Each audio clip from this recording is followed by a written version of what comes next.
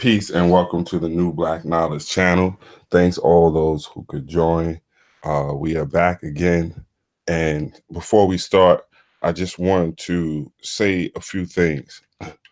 And that is this. New Black Knowledge was put together to expose the great history and of the African experience, not only in the Americas, but we go and delve as far as West Africa, and many of our members will go and trace our great history going back to Kemet and some even further than that.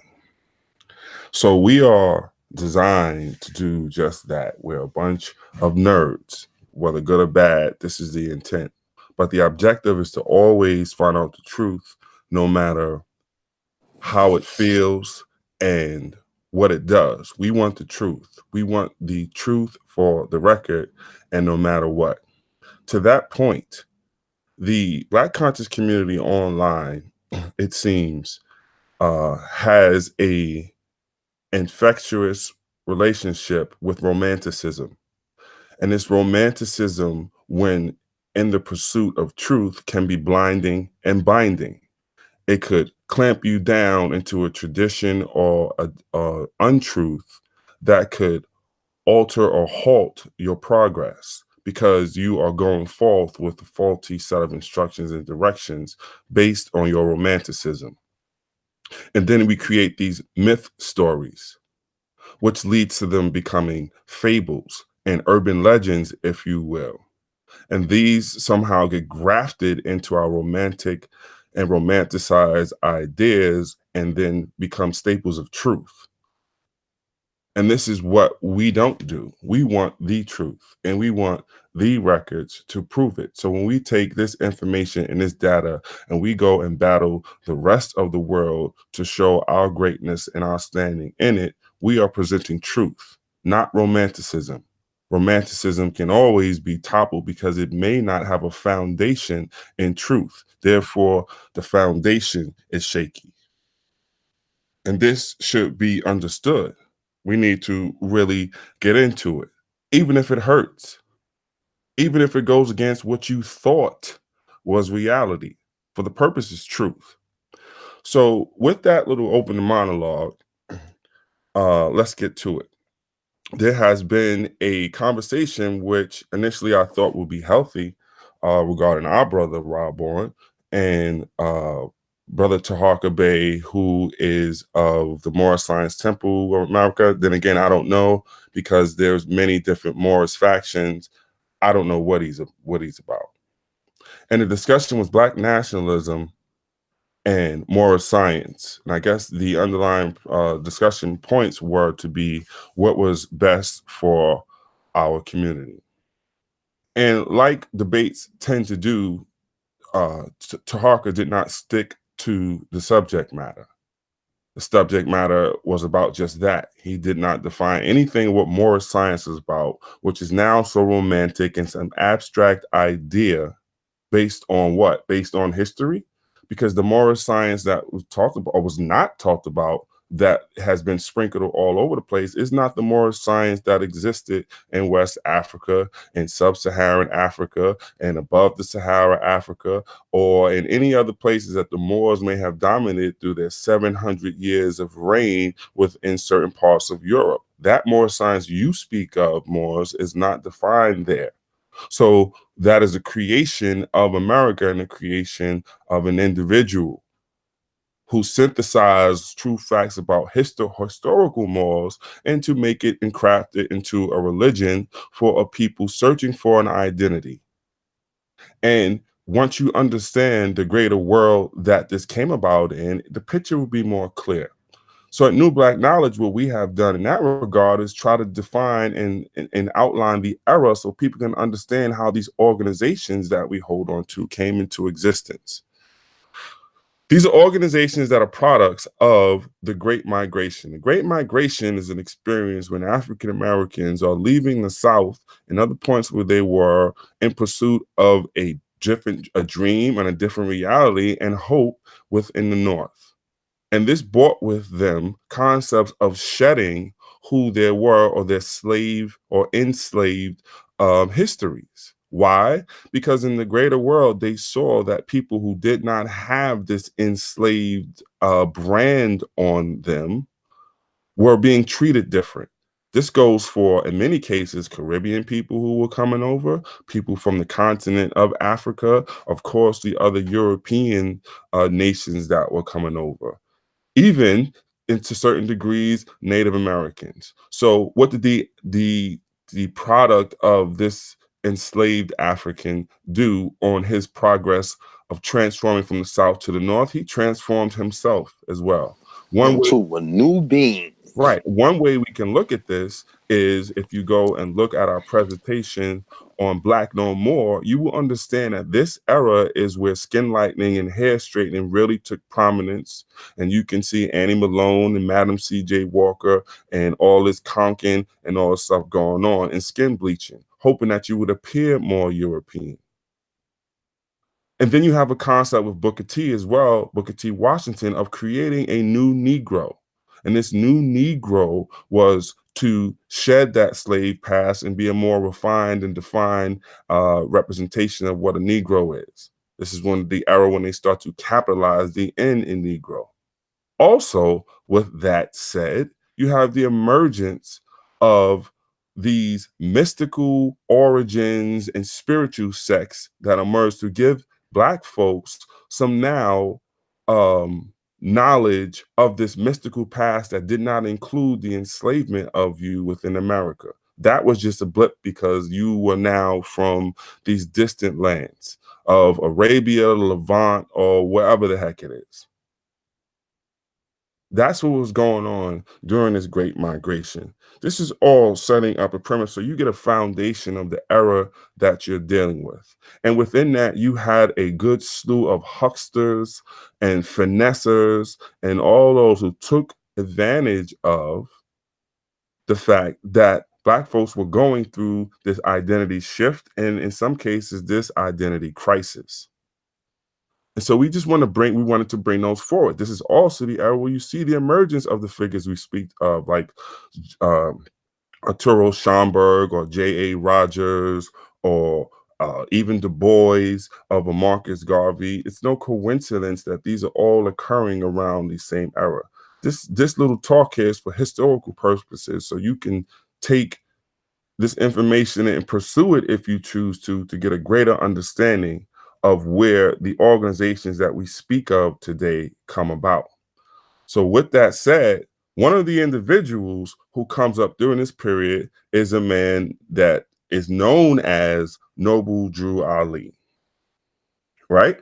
And Noble Drew Ali, as we know, creates this organization, the Moral Science Temple of America. And this Moral Science Temple is now telling people that their nationality is that of a Moorish American and they come from Morocco or what have you. These are the same people that you see now taking this mystical origin that comes out of nowhere, a romanticized notion of your experience, and dressing it up in turbans and fezzes and pharaoh head garments and what have you, and take on different names like El or Bay as the extension of your name. This is not new. This particular shtick was done prior to that, where people were changing their names and had this mystical origin and so forth and so on, and it was done. One of the orders is the Star Order of Ethiopia. At one point, we will get to that, but we're going to deal with this. And we're going to now bring to you, those who are tuning in, something that you have never seen before. This has nothing to do with somebody's postcards or what have you. We're going to take a look at before he was noble. Who was this person that we call Noble Drew Ali? For it seems, in fact, there was no clarity on where he was born, what he did, or anything of that. It may be North Carolina, it may be Egypt, it may be Virginia, his name may be Bob, it may be Timothy, it may be Thomas, it may be Frank. what do we have to go on? We can only go on the historical records. We can only go on the documentations of what we have, right? And now I know amongst the clique of Moors, there is one guy who calls himself Lord Abba, who has done research in this area. And he's aware of the sources. In fact, like he likes to say, he's actually quoted in some of this materials. But in all the searching and all the stuff online, we got something you ain't never seen before. We got something you researchers may have heard about, but you ain't never seen it before. Who was the guy before he was Noble Drew Ali? So what do we have? We have, right? This is what they say. We have, he had a Canaanite temple in Newark. Is that right? Allegedly. Is that right? That's alleged. Now, let me back up and say one thing. Before we put some information out there, I did not know, and Brother Rob Bourne did not know, and I got to give credit to now that Lord Abba references and I saw it. Ali Muhammad, I don't agree with him on a lot of stuff, apparently had a discussion with Lord Abba about this.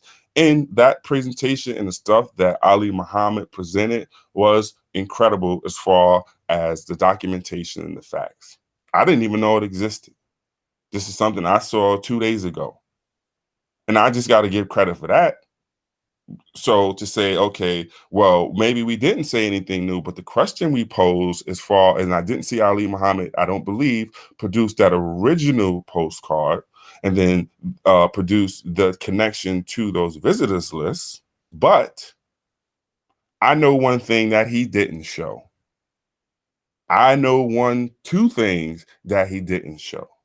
He spoke of before he was noble, but now, boys and girls, ladies and gentlemen, scholars and nerds, geeks and freaks, let's get to it. How about that? Now that you understand where we're coming from, and since we want to analyze facts and records, let's do that. So, with that said, Brother Rob Bourne and I did our homework. That's what we're supposed to do because we're nerds, we're researchers. We love it. It's not to find dirt. It's to educate our mind on these great people that we had. At the end of this, I will preface this by still saying at the beginning of this that I think Noble Drew Ali attempted to do great things for our people. And that is never to be taken away. He tried and did the best he could. But with that said, let's take a closer look at Noble Drew. Let's take a look at the guy who we mostly know as Noble Drew Ali. So, peace, Brother James Morgan. Buckle up for this one. So, Brother Rob Bourne and I did some homework, and we wanted to know who has extended the research to really see who this brother was and where did he get these great ideas from, and when did he go to Egypt? Now, we've already shown, and it's been put out there that he was in Newark and he was an Egyptian adept. Why do I say that? It's because there was a picture. I'll try to pull it up. We can find it. But I think a lot of people at this point have seen the image of Timothy Drew, the Egyptian adept. Brother Rob Bourne and I, once again, then went to do further research on something to investigate. Well, who is he during this time in Newark? Newark is not Paducah that doesn't keep records. Who was he? And so we went to the foundation and the people who would know so we can get the answer. And I'm going to go as far as this and begin to show the screen so you can see that this ain't no smoke and mirrors, what you about to see that you ain't never seen before. So here is the screen that is shared. Here is my email here. The subject, as can be seen, is one Timothy question mark Thomas Drew. This communication is between us and the Newark Public Library, who would contain the records. Let's see their response before we get to the actual documents that you ain't never seen before. So the library writes, I found the 2 articles you mentioned over the phone. Obviously, we knew about the articles, as well as another that appeared on July 19th when Drew was acquitted. Acquitted of what? We shall see. The Newark Evening News referred to him as Thomas, not Timothy. There goes our first one. Was his name Thomas? Was his name Timothy? Was his name Drew? What was it? Let's see what the records say. So we'll go down further. As you can see, we went and we paid for it. And what did we get? Let's take a look. I'm going to make this big and we're going to read through the article. This, so all of those date hounds and wanting to know and about your leader can be found in the June 27th, 1916 issue of the Newark Evening News about one Timothy Thomas Drew. Can this be seen? Can this be seen? Yeah, it can be seen. And don't We're forget going with to read this together. We're going to read this together. The headline says, could Ben Bars still sat in jail?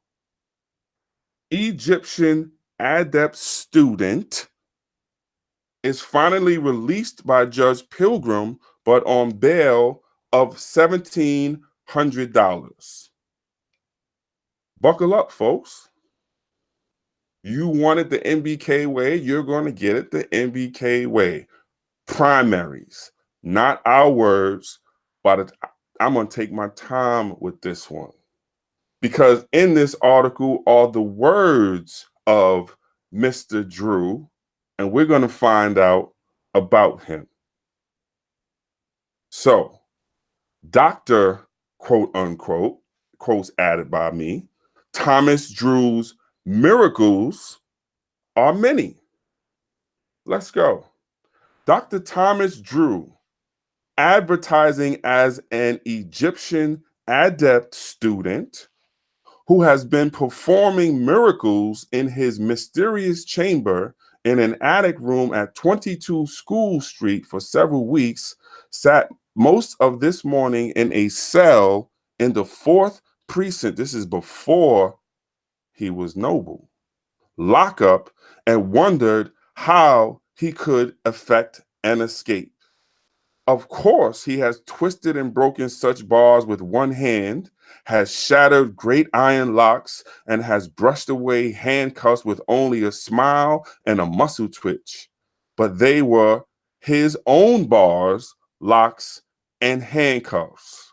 This guy, Dr. Thomas Drew, the Egyptian adept, was a fake magician. Yo, Danny, I put the Professor Drew picture there, just so people that never seen it before. So we'll get to that. We're gonna read the article because people have seen that picture before. People ain't never seen this. Never. Never. Shall I continue? Y'all want me to continue? Put some ones in there just because I like seeing it. Welcome, Bullets Gotti, and everybody else. It's about to get real. Y'all done tuned into the right one. Y'all done asked for the right ones. Not our words, their words. All right, let me continue about Dr. Thomas Drew, the Egyptian adder. I was just kidding with the ones, y'all. I just wanted to do that one time. Y'all can stop. It was a joke. All right. The professor was also noticeably worried over a bail of $1,700 which had been fixed by Judge Pilgrim to injure his appearance before the grand jury when he is wanted to answer two charges. One is for pretending powers of clairvoyance, and the other accuses him of what? Selling medicine without a license. Do these tactics sound familiar to people in 2019? Your conscious them? So he is in court and in jail for, let's keep track now, pretending powers of clairvoyance. So he was a magician who was going around with the power of clairvoyance. Let's read further about Dr. Drew. And the other accuses him of selling medicine without a license. That is called patent medicines, and those were in the medicine show, which we talked about in our Black Magic, Black Power. Noble Drew Ali, the ad that you see where he is escaping from ropes like Jesus, was also slinging medicines later, so he kept it up. It was a medicine show. And magicians and medicine shows go hand in hand. I repeat, all you need to do is go back and watch The Wizard of Oz and look at the guy who came through town. He had on a turban and he was selling miracle elixirs. He also ended up being a wizard. Is Noble Drew Ali the wizard? Let's continue on to find out. That guy, y'all remember the scene? The guy came through, he had a turban, he had some cape on, and he had some crystal ball, right?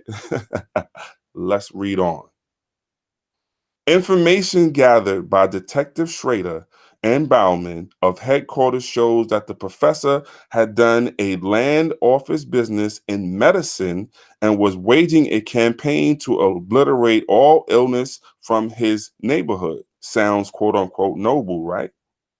He had also given some very remarkable advice regarding prospective marriages, investments, and whatnot. All right. Uh-oh. Listen closely.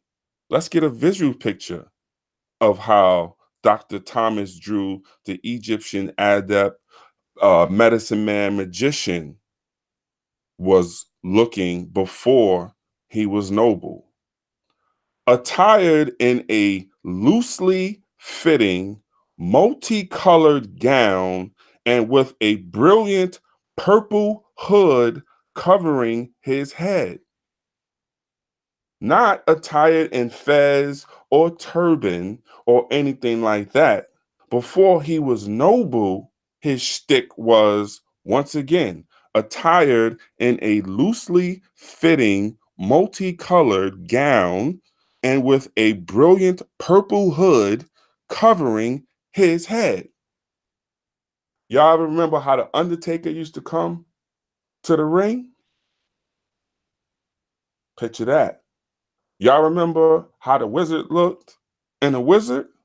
Picture that. Y'all old enough to remember Dungeons and Dragons? Picture that. This is before he was noble. Shall I continue?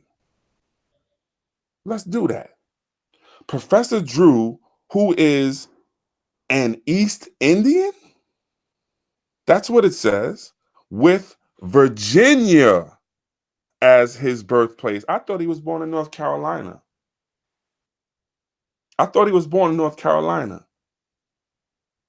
Virginia will be important. Please remind me, Alan, so I can get to what was going on in Virginia. Got you. In Virginia, East Indian with Virginia as his birthplace. Virginia. Told of his wonderful second sight powers last night when he was visited by detectives. He advised Schrader to invest his $1 million as planned and said he would be repaid threefold. Let's go further. It cost Schrader $1 for the information. Despite, we'll look at the business card later, the announcement on Drew's cards that he operated gratis, which means free or no cost. So a marked bill was given him. And later, Schrader and Mrs. Hughes, a police woman, acted as his wife, revisited the mysterious chamber and had the professor tell again of his marvelous powers that, alas, that also, cost $1. So he had to pay for it. The marked bill was given to change for a $2 note. Let's keep going and let's see what the guy with the purple hood and the gown was also doing. With that evidence, the detectives placed the professor under arrest and took him to the 4th precinct with all his paraphernalia and medicine. After being placed in the cell, the prisoner said he was a finished scholar in the art of breaking through bars and didn't really expect to spend the entire night in the lockup. This gentleman, who they took in wearing a gown and a purple cape, who said he had the power of clairvoyance, is now, said he was an Egyptian adept, is now sitting in the cell telling people that he could break through the bars and he wouldn't be in jail all night. Let's see if he did that. Of course, the professor had a lot of other really clever tricks that he wouldn't do for the lone dollar, but other visitors to the mysterious chamber had seen it all. Like what? For instance, when dinner time grew near, the professor enjoyed a meal of 8 penny nails, eating nails in a jail cell, if his audience was sporty enough to pay for the iron. Then he resorted to miraculous powers of healing to make indigestion impossible. Scores of children in the neighborhood of Newark, it is said, witnessed the nail meals of the professor. So, Professor Drew, the Egyptian adept with the miracle medicine and magician who walks around the hood and a cape and a hood for children, would eat nails and bend bars. Let's see what else. He was 4-hour day. Right?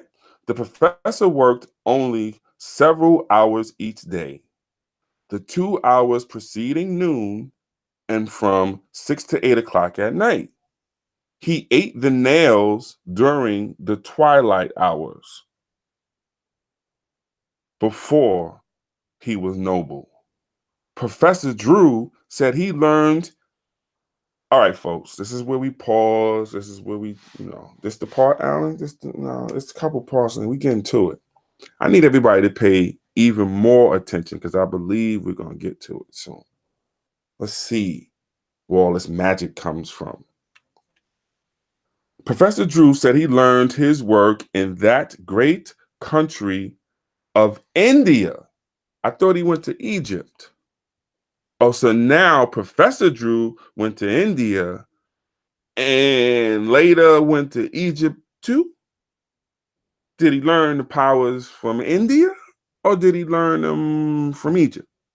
When did he go to India and when did he go to Egypt? Let's continue. And was able to cure aches, pains, fevers, consumptions, dyspepsia, convulsions, lumbago, heart disease, indigestion, neuralgia, paralysis, rheumatism, nervousness, bronchitis, asthma, fits, deafness, and blindness. Professor Drew, the magician nail eater, Egyptian adept, also could cure deafness and blindness and heart disease before he was noble. Let's continue on. After making it possible for the local health department to cease business, the professor had contemplated chasing over to London to open the eyes of the blinded soldiers.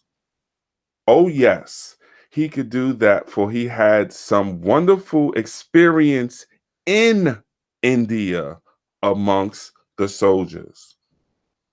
When did he go to India?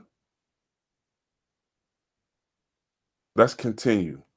The most expensive miracle that the professor performed was the ejection of all evil spirits and influence. Professor Drew, the Egyptian adept magician who ate nails and cured heart disease, blindness, and deafness, also was an exorcist.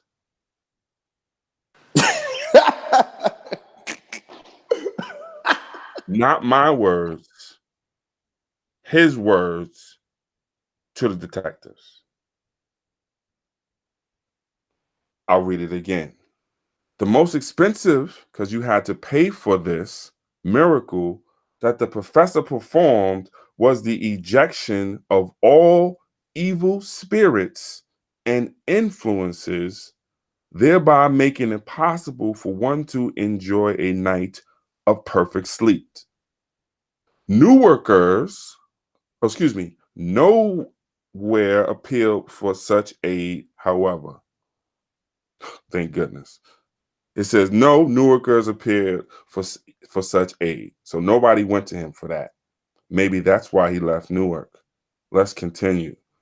Hundreds of persons have been advised by the professor, according to the police, and an investigation is still being conducted with a hope of obtaining some accurate information regarding the size of his clientele. We can pause right there for a second. That's the first. You ain't never seen that before. And there's more. Before he was noble. So, in addition now to can you provide the list from the prison showing him ever going to see Garvey at the Atlanta Federal Penitentiary, Mr. Tahaga Bay, and in addition, providing any evidence of Garvey ever mentioning Noble Drew Ali, Mr. Tahaga Bay, can you now confirm that Noble Drew Ali was a nail-eating magician who could cure blindness, deafness, while being an exorcist and taking a trip to India as an Egyptian adept? You know you done messed up now, right? Oh, and excuse me, could you don the cape, gown, and hood while you present this evidence to us? Oh, and can you explain the Virginia birth? Because I'm sure your partner, Laura Alba, has seen that in some of the writings. If you don't want it, I'll help you out. One of them's called Before the Fez. There's no secrets here. We've looked through all the material. People who are listening can probably Google Before the Fez and see some of this information. Shall we continue on? Let's go see.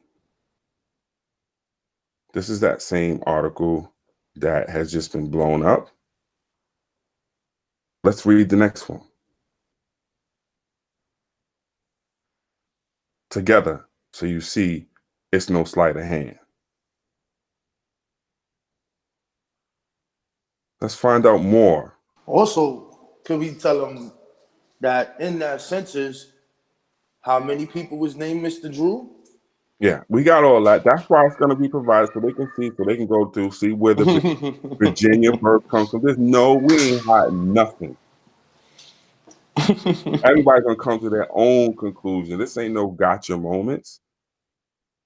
But now, what we gonna do, what you ain't never seen before, is continue to read when he was in Newark and before he was noble, who he was. You heard about it, but you ain't seen it. So let's find out. So now we got him in jail. What happens? Did he get knocked? Did he get locked up? Let's see.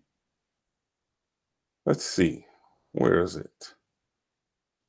Where is it? We'll continue just as soon as I find it. Okay, I gotta go back for a second. Voodoo. Wait a minute. Hold on. We're not gonna. I know he ain't involved in voodoo and exorcism and curing deafness and blindness. Oh, yes, he is. That's the one. I know that ain't right. I know I ain't read that right. Voodoo. No, he not. Hold on. I'm just trying to find it on the page so I can blow it up so we can read it together once again. Because I have the bigger article, as you can see. I'm just trying to find where the heck is it on this page. Otherwise, we got, oh, there it is. I see Drew. Popped up right there. There it is, folks. See if how big can I make that? Let me scroll it on over here. Let's scroll it on over here. Look at that. Let's read this together, folks. This is from, I'm sorry, I apologize. This is from for all those wanted, the Monday, July 17th, 1916 issue of the Newark Evening News. I repeat, for the Moors who want it, it is the Newark Evening News, Monday, July 17th, 1916, as people can see. So let's find out now what happened to this Professor Drew. Okay, let's see. Charm of voodoo is Drew's hoodoo. Court, I need everyone to pay full attention to what you're about to see. Full attention. Court gazing in crystal ball sees man guilty of practicing witchcraft. Could cure paralysis overnight. This ought to be good. Gazing into a crystal mounted on black velvet, Judge Osborne today in the Court of Special Sessions found that Thomas Drew, not Timothy, voodoo doctor, was guilty of practicing medicine without a license and with dealing in witchcraft. I don't know. I don't see nobody jumping off a roof yet. Let me repeat that. Maybe I ain't hear me. Clear my throat. Charm of voodoo is Drew's hoodoo. Court gazing in crystal ball sees man guilty of practicing witchcraft. Could cure paralysis overnight. Let me start again. Gazing into a crystal mounted on black velvet, Judge Osborne today in the Court of Special Sessions found that Thomas Drew, voodoo doctor, was guilty of practicing medicine without a license and with dealing in witchcraft. The finding of the court proved the utter uselessness of magnetic influence and mesmeric science in the dignified atmosphere of a courtroom. Useless magnetic science? Mesmeric science, magnetic influence? The charges against Drew were based on 2 visits made to him, which we saw in the other, to his occult offices. at 22 School Street, June 26, by detectives from Chief Logg's office. But the real cause of his trouble was a brainstorm that attacked him several years ago in Basking Ridge, which is another part of New Jersey. Previous to that, Drew was an untamed spirit that jails, straitjackets, or handcuffs could not hold. Eating 10 penny nails. Okay, if it's old news to Harker Bay, I will put the link in the chat, brother. I want you to explain the crystal ball. You ain't never seen this, bro. Eating 10 penny nails was Chuck, because we're going to get to where your nobleness got his source from, got his power from. I'm going to show y'all what you're following.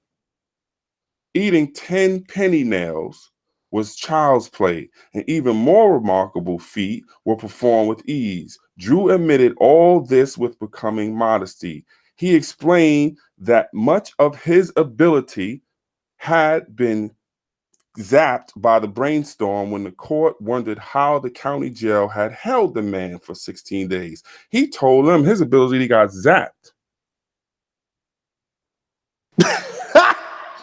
He told the police he couldn't get out of the jail because his ability got zapped from a brainstorm. Let me continue on. Drew didn't take all the credit for his wonderful gifts. I need everyone listening to Harker Bay,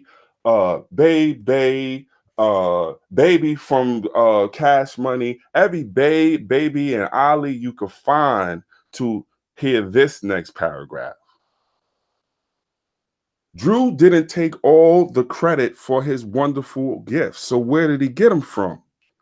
He said he had been born with the power, fine, and has since developed it by correspondence courses. I'll read it again. Drew didn't take all the credit for his wonderful gifts. He said he had been born with the power and had since developed it by correspondence courses, which we'll examine. What could they have been? Brother Rob Warren, please don't let me forget to go to Virginia, where he was at. Remember, he's dealing with magnetism, clairvoyance, people, and now he is admitting that he got this from correspondence courses and wrapped this all up in some Indian and Egyptian stuff. Let's continue further because we're going to finally get to who is your leader. He said he had been born with the power and had since developed it by correspondence courses. Want some more proof, y'all? He was also the possessor, which means he had, of a book which contained the wisdom of Indian yogis and men of magic. 18 missing years of Jesus the Christ. He was also the possessor, which means he had in his possession a book which contained the wisdom of Indian yogis and men of magic.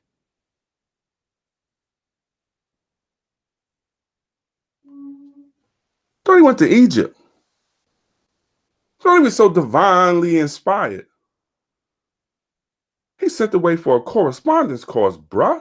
Remember, we said magnetism, clairvoyance, all this Indian, Egyptian, Blavatsky stuff mixed in. Does that now explains, which I haven't mentioned, all of that unto thee I grant and all that stuff that was supposedly he jacked for the Circle 7? I'm not even getting into that one. Now the audience can figure out where it came from. Drew, I'm not going to read it again. He was also the possessor of a book which contained the wisdom of Indian yogis and men of magic. Judge Osborne suggested that this volume would be a valuable addition to the records of the Free Public Library.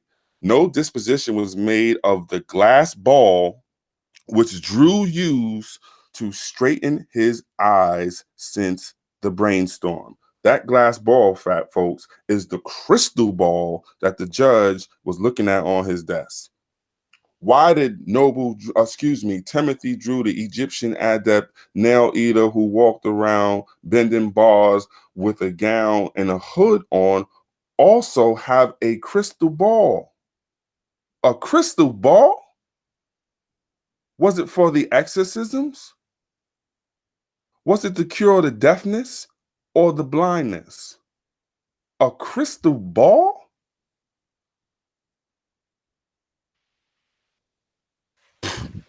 Man, if you don't stop playing,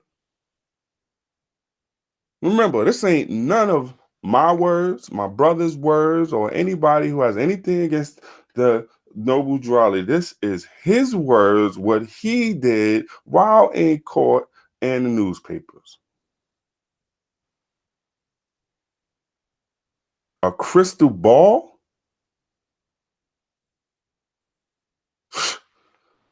All right. Drew had told them, oh, excuse me, wait, hold on, let me back up. No disposition was made of the glass ball which Drew used to straighten his eyes since the brainstorm. So he used his crystal ball to get his this magical powers back after they had been taken from him while he was in jail due to this brainstorm. Do you understand what he's telling these people in the courtroom?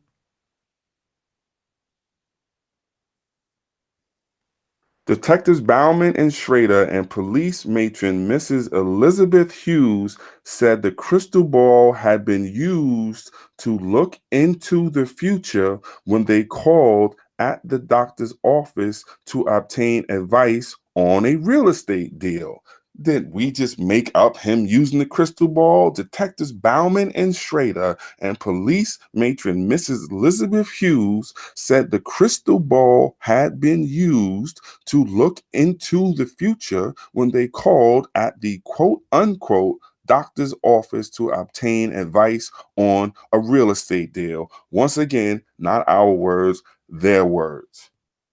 So you go to see him and he's looking with the hood on, purple hood, and his crystal ball, and you pay $1 and he's predicting your future? You pay another $1 here, you get an exorcism. You pay another $1, you get some medicine. If you pay another $1, he'll eat some nails for you. How noble are these actions? How noble are these actions? Quite magical.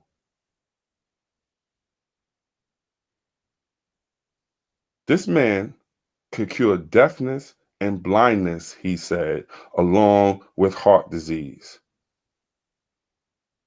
Sorry, I'm not sure about that. That's perfect. Even Alexa says she's not sure about that. That is perfect. I did not even time that. Yo, come on, come on. And you sit up here worrying about Dr. Sebi. Did he cure AIDS? Man, before you get to worry about Dr. Sebi cure AIDS, you need to go back into 1916 and find out how did this guy cure heart disease, blindness, deafness, and perform exorcisms, all while eating nails. All right, so let's finish this article. Drew had told them after consulting his glass ball, Drew had told them after consulting his glass ball, Drew had told them after consulting his glass ball that the investment was a good one, particularly if they used the other fellow's money. Other valuable items of information made known by Drew were that infantile paralysis took from 2 to 3 years to develop, and that wait, Alan, go on mute for a second because this needs to be heard. Because they may need to halt going at Dr. Sebi for a minute and find out how this guy do all this. Other valuable items of information made known by Drew were that infantile paralysis took from 2 to 3 years to develop, and that he could cure this. He was going around Newark, the black folks telling them he could cure their baby's paralysis. took from 2 to 3 years to develop, and that he could cure this and other diseases overnight. Can you imagine some poor black woman taking a paralyzed baby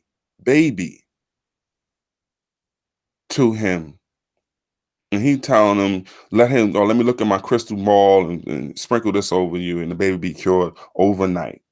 Not our words, his words. His method, he explained to the court, this is important to remember, was passing the magnetic, there's that word again, influences in his blood in the afflicted part, thereby killing the germs. He was going to transfer the magnetism in his blood to cure paralysis in babies. And this is what he told black families um, in Newark in 1916 and prior. Huh? Not our words, not us making up something. That's your God. That's your prophet. How noble are these actions? Danny, let me know when you finish with that one. Why, you got another one? This the last No, one? no, no, no. Oh, okay. Because we want to make it clear on and add the information to the other information. So go in the back chat and read that first paragraph with his picture on it, and then we'll Hold on. understand how Okay, this hold on. You're evolves. right, right. Okay, so now let me just finish this last of what you ain't never seen before, so y'all can stop pump faking. Because I asked the dude, the librarian, the only people they got it, and nobody ever requested it before. So stop it. There's only one other person requested it. Actually, is referred to, and that's a reference to another reference that somebody had went to Newark Public Library. Yes, I give it out. So those who want to go and find it more than otherwise can go and do it, because it might be something that you want to have the actual primaries for your records. This ain't about just hoarding no information for gotchas. This may help with your history, whether you like it or not. We just want the truth. So let me finish this last paragraph. Other valuable items of information made known by Drew were that infantile paralysis took from 2 to 3 years to develop, and that he could cure this and other diseases overnight. His method, he explained to the court, was passing the magnetic influences in his blood to the afflicted part, thereby killing the germs. It had always been easy for him to do, he said, until recently, when he attempted to cure an inmate at the jail of a chronic headache to prove his power in jail, physician Edward W. Markinen. You need to get a knowledge chamber, asking knowledge. Okay, there you go. So here we go. There goes the article. So we have now things on the table. So Brother Allen wanted me to go and pull over. I don't see it in the back chat. What you talking about? I put it in the chat we on now. Okay. Let me go back. So let me stop sharing for 1 second, folks. And then when we continue. So we can see the evolution to show and prove the stuff that you already knew. We now added a foundation to it. How you put it Now, in the right here? Where? How can I see all it? right. So I'm gonna put it in our chat then, Yeah, so you put it can right. see it. Yeah. I'm gonna put it right here, and then after you read that one, I'm gonna then no. Don't let me forget where he got his information Virginia. from. Oh yeah. The correspondence course. I After we get told to that, I let's do told this one. people to remember clairvoyance and magnetism. And he said he got it from a correspondence clause. We're gonna see who is the originator. Okay, so Yeah. Got what it? we're gonna show is this. We're gonna show you now. This should make more sense to the people who have seen it before, and that is this right here. So now, people who have seen this before, does this not make more sense to you? Professor Drew, the Egyptian adept student, offers hours 10 to 12 a.m. Remember we said 2 hours each, 6 to 8 a.m. I am a Muslim. Professor Drew is a man who was born with divine power, crystal balls, a cure deafness, eat nails. He was taught the adepts by the adepts of Egypt. I have the secret of destroying the germs of tuberculosis and cancer of the lungs. Noble Drew Ali could cure cancer in 30 days. Back in 1916, 15. Your lungs can whatever can something and a very strict examination of the germs are entirely destroyed. Also destroy the germs of eating cancer, gout, rheumatism, lumbago, all the stuff that he went to court for. Heart, so don't tell me this ain't him. That's him. Heart trouble, female diseases, and serious infections of the body.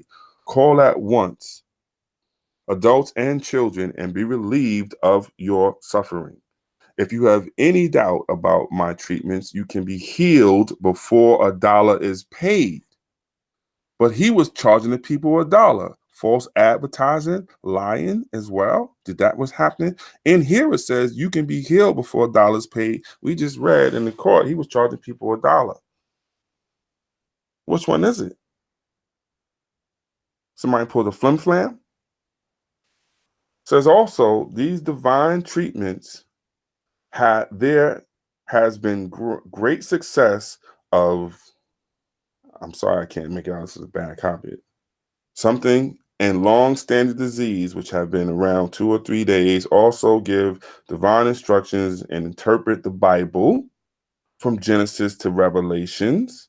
Also have 18 years of Christ's life. Who has the 18 years of Christ's life? Was the Ahmadiyya sect around? Yep, the Indians. Does the Indian Ahmadiyya sect talk about these missing years of Jesus' life? Hmm. That's one place. So, holy something, something, something, know more about the power of Jesus Christ. So that's him. All right, and we gotta put the last one in there, And just then we'll read put the the last one. bold letters, and then we go back to Virginia and the correspondent course. There's the last one.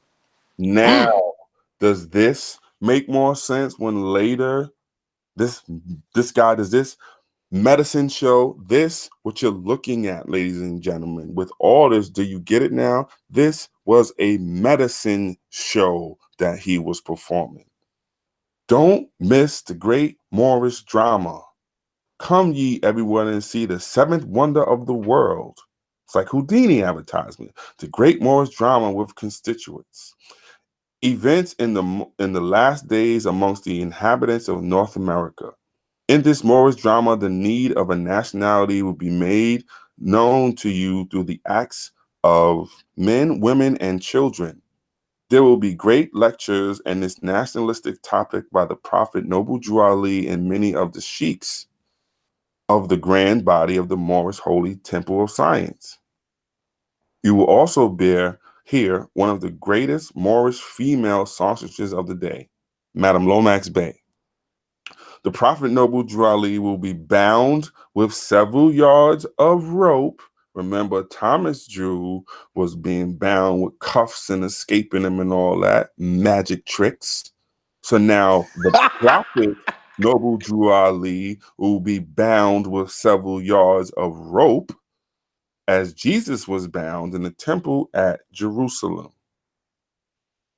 and escaped before the authorities could take charge of him. So will the Prophet Drew Ali perform the same act, being bound by anyone in the audience and will escape in a few seconds. Magic show, medicine show, wrapped in Indian Egyptian Blavatskyism and the Lawrenceism. He also will heal many in the audience. Here goes that healing again. He also will heal many in the audience without touching them. He got to throw this again, free of charge. Remember, that was the setup 15 years prior in Newark, New Jersey, free of charge. Then you find out you got to pay $1.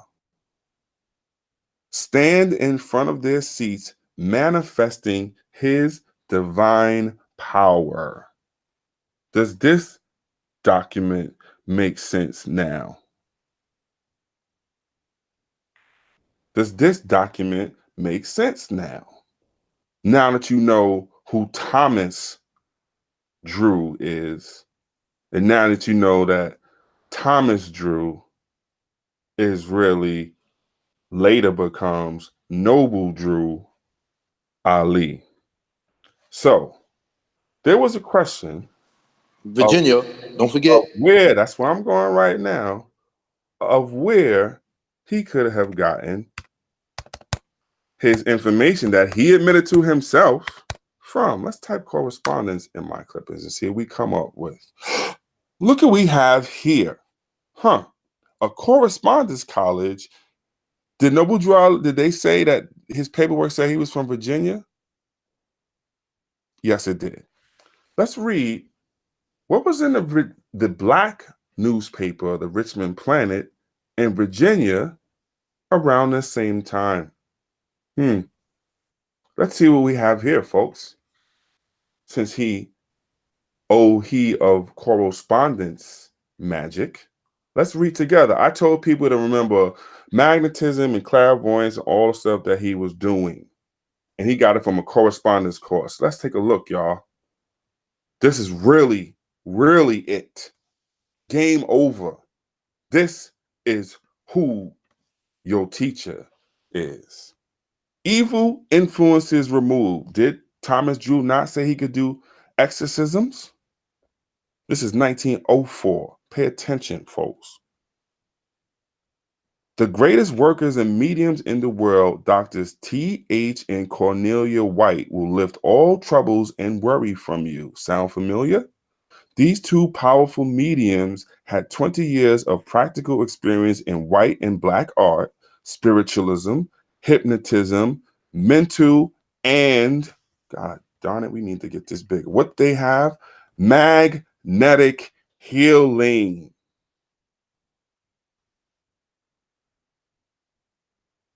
And personal magnetism. They have traveled all over the world gathering knowledge. Sound familiar? Magnetic healing, hypnotism, spiritualism. This is way before. This is 1904. This is a Richmond Planet, a black newspaper, and it said the boy was from Virginia, not from no North Carolina, or may have spent time in both. Means he has access to the black newspapers because it's probably in the black section of town where he was at. And in that, he admitted correspondence courses, and his correspondence courses match up exactly with the ads that was in the black newspapers. This is who your teacher is. Your teacher is Doctors T, H, and Cornelia White, because this is where your master teacher sent the way to get his correspondence course from that he admitted to that we just read. Let's keep going. Personal, they have traveled all over the world, sound familiar, gathering knowledge, and have worked for and read the lives of all the greatest men and women in the world. They have helped thousands to fame and fortune, and now they want to help you. They possess the only known secret of the great charm of mysteries. And in order to introduce the wonderful work of their correspondence college of science, Correspondence College of Science. Correspondence, he said he took a correspondence course. Science is the name he threw all in it. Is it not? Game over. They will give everyone who becomes a student of their college one of these powerful secret charms of mysteries absolutely free. This is worth thousands of dollars to you as it will bring you health, wealth, happiness, and power. Their College of Science, he ain't go no damn Egypt and India. He all the way and went to college online. It's the first version of online. Not only is he the first clout chaser, he's the first getting his online degree. And spooky. Their College of Science teaches you in a simple manner how to remove all evil from yourself. Was he not an exorcist or others? How to cure all natural or unnatural diseases. Couldn't he do that? He teaches you how to hypnotize. Wasn't he hypnotizing anyone? Make them do as you say. Was he not hypnotizing Negroes into believing your hokey pokey stuff he was pulling on you? It teaches you how to read anyone's life accurately from the cradle to the grave. It teaches, once again, personal magnetism. It teaches you how to unite the separated. It teaches you how to locate buried treasures. Write to us at once for full participation of our College of Science correspondence course, and then become a student so that you can receive one of these great charms of mysteries. As the other people say, dagger. Done. Done. You want to be Noble Drew Ali? You should write to Doctors T.H. and Cornelia White. Where is K Shine when you need him? This is the college that your God graduated from, a correspondence college. Did I make it up? Once again, no. He said he got his information. Once again, let's go to the article. Where did he get his information from?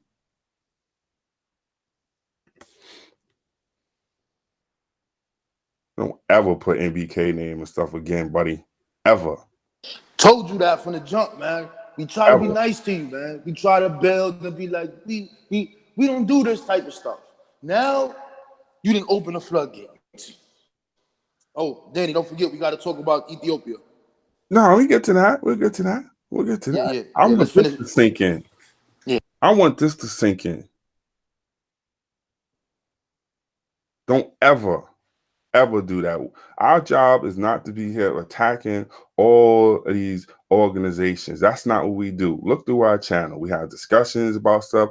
We ain't the banging channel. We ain't the debating you and tearing down your beliefs. We understand where it comes from. We get it.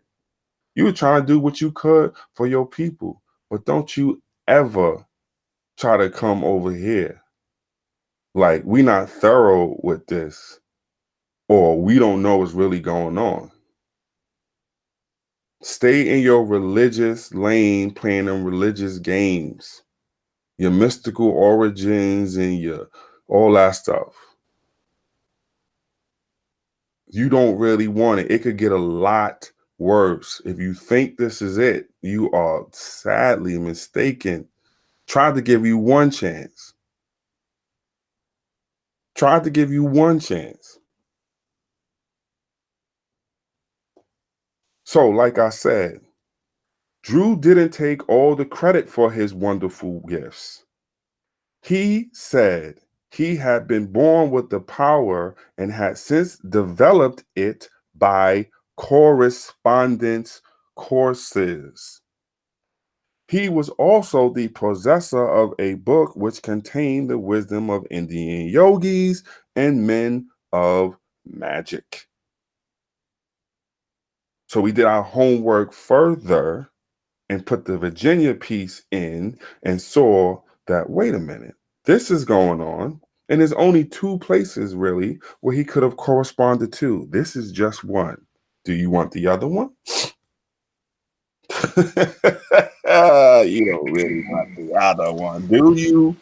You don't really want the other one, do you? Let me stop sharing for a second and maybe I can pull that up. You don't really want the other one, do you?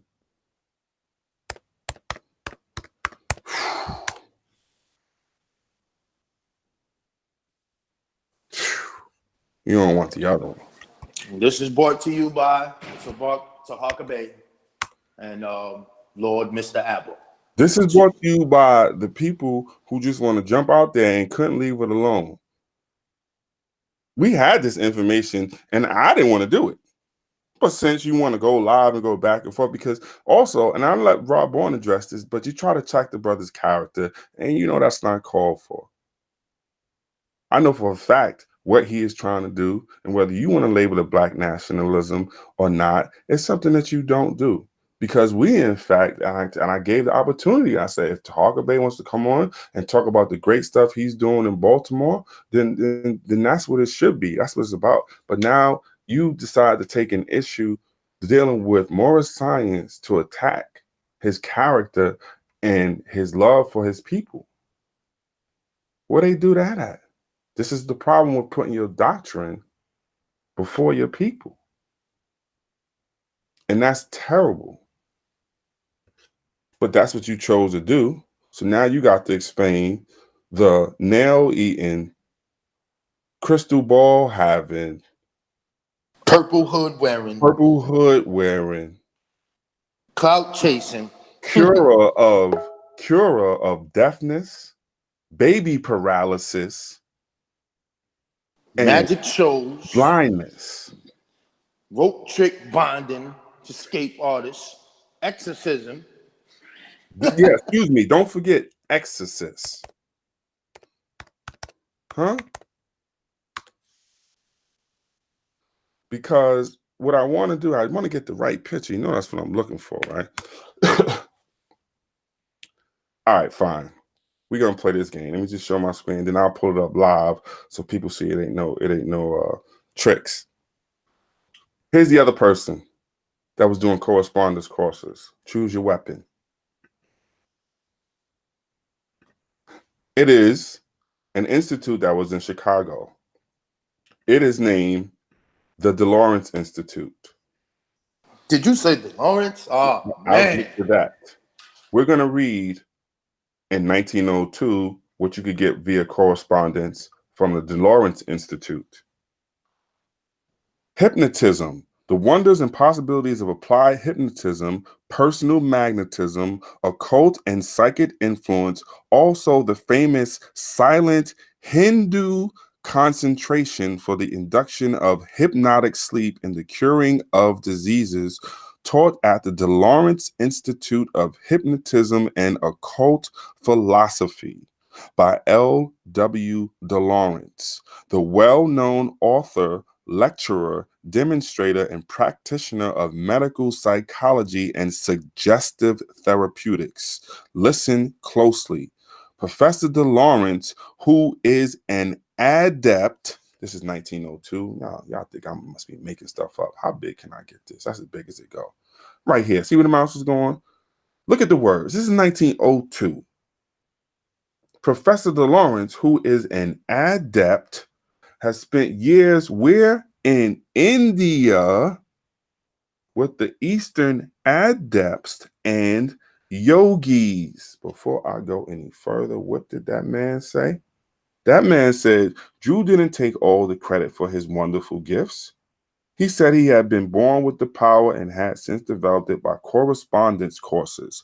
He was also the possessor of a book which contained the wisdom of Indian yogis, of men of magic. Let us go back to what was going on in 1902.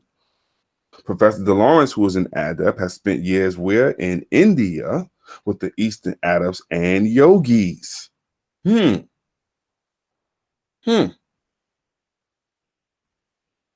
And is not to be confounded with those who are attempting to teach hypnotism and who have only a superficial knowledge of the science, or those who take your money for a mail order correspondence course, neither of whom can teach you. The Dolores Institute is the oldest and only institution of its kind in the country where the student obtains a knowledge of hypnotism and occultism as it is taught and practiced in the Orient by the Hindu adepts, who are the greatest hypnotists in the world, and was opened in Chicago by request from the many readers of Professor DeLawrence's famous work on hypnotism, Hindu magic, and occultism entitled Hypnotism and Suggestion, Medical Hypnosis, Practical Lessons in Hypnotism, and, of course, Vital Magnetism.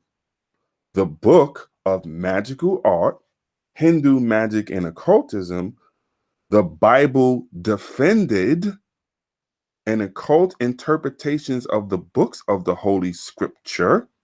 Don't make me pull up this again to show you this again, to show you that one of the things he was doing was interpreting the Bible. And I'll show you that this is 1902, and that's 10 years after. Those who are interested in these sciences are most emphatically informed and warned that in these times of humbugs, imitators, and imposters, blah, blah, blah, blah, blah, blah, blah. Right? So you can read this, and I'll read the whole thing. I don't think you want me to. Mediums, hypnosis, all bad habits cure, the same thing. This is in Chicago, and DeLawrence is huge, and this was the Institute, the DeLawrence Institute. Now, why is DeLawrence important? Why? Why? Let's see. Let's do this together. What we're going to do is go to actually L.W. DeLawrence. Watch this, folks. Let's see why this is important. Let's see what L.W. DeLawrence wrote, y'all. Let's see who offered this correspondence course that we speak of. Come on. Uh-oh. Uh-oh. Was an American author and publisher on occult and spiritual topics. DeLawrence was born in Cleveland, yada, yada, yada. Oh, let me get this. Let me get this. His publishing company, DeLawrence and Scott, and Spiritual Supply Mail Order Company House was located in Chicago, Illinois. DeLawrence was a pioneer in the business of supplying magical and occult goods by mail order. And his distribution of public domain books is, hold on, Secrets of the Psalms, Powwows of the Long Lost Friend, had a great and lasting effect on the African American urban hoodoo. Let's go further. What else did he have his hand in? He is mocked and reviled among modern occultists for his plagiarism of the pictorial key to the tarot and S.L. McGregor Mathers' The Key of Solomon. He also wrote his own works, including The Master Key, a personal development book, and he got involved in New Thought and the spiritualist movement and what have you. Now, Alan, can you speak to the doctrine a little bit and what they always claim that it is stolen from? It's stolen from India. The secrets are held in India and Egypt. Where did they say that portions of the Quran was taken from? Aquarian Gospel of Jesus the Christ on the book Until Thee I Grant. Until Thee the I grant thee or something. Until I grant? grant. Until Thee I grant, something like that. I Uh-huh. probably got it. Was Yeah, this that's it not right there. distributed by DeLawrence? Was this not distributed by DeLawrence? Huh? Oh, let's go here to find out. Huh. Here's that name again. DeLawrence, Chicago. Let's type the occult gospel is what DeLawrence did. Oh, during his correspondence courses. Uh-oh. Let's see his symbolism. Can we get that bigger? Let's see if we can. Oh, let's scroll over a bit. Let's see what else this guy was doing here. Can't seem to scroll, maybe. Yoga Publishing Society. Yeah. Okay. Okay, here we go. Look at that. Looks like the little Egyptian symbol up there with me, buddy. But we were looking for something in particular. We're not on a search. You said it was taken from Unto Thee I Grant. Let's see if that's in here. Unto. Uh-oh. Wait, excuse me. Please go on mute. Let's see what this says, since there's no magic tricks, guys. About this guy with this correspondence course. In 1910, Reverend Drew Ali would form the Moorish Science Temple around the publication of the Circle 7 Quran, which encapsulated teachings from Levi H. Dowling's 1908 publication, The Aquarian Gospel of Jesus the Christ, the anonymous Rosicrucian book Unto Thee I Grant, and he was traveling between New York and Chicago at the time. We can only imagine what other occult influences may have crept in. Huh. You know who published this book? It was DeLawrence's company.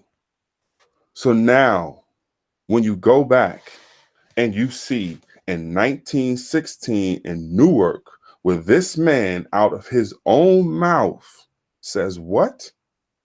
Drew didn't take all the credit for his wonderful gifts. He said he had been born with the power and had since developed it by correspondent courses. I just gave you the two biggest correspondence courses, and it matches up both of them exactly what they did. Those are your teachers. Your teachers are a husband and wife named White, and your other teacher is DeLawrence, this guy.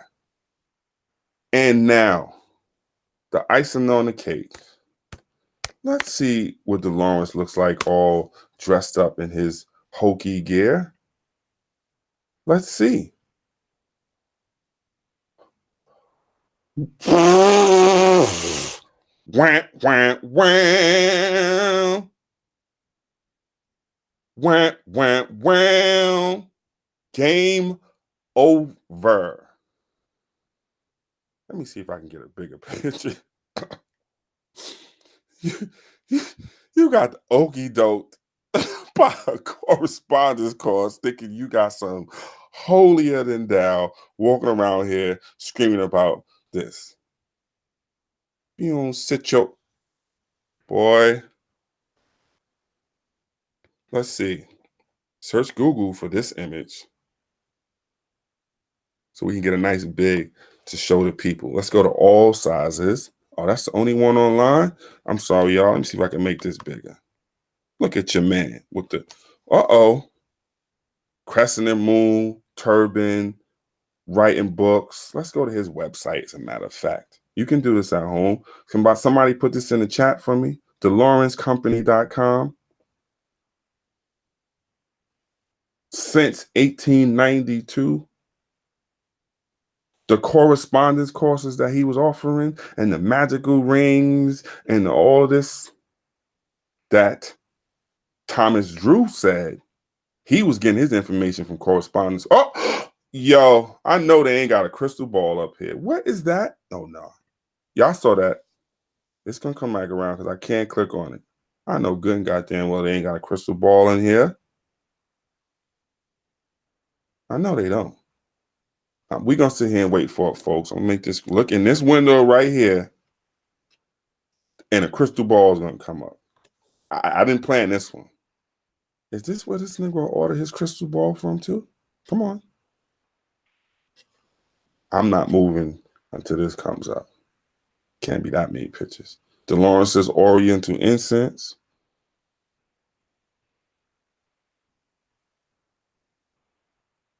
Oh, you ain't going to come back up now because I wanted to? Anyway, folks, trust me, there's a crystal ball that's in this first one. I wonder, is that where it was ordered from? Can't click on none of this.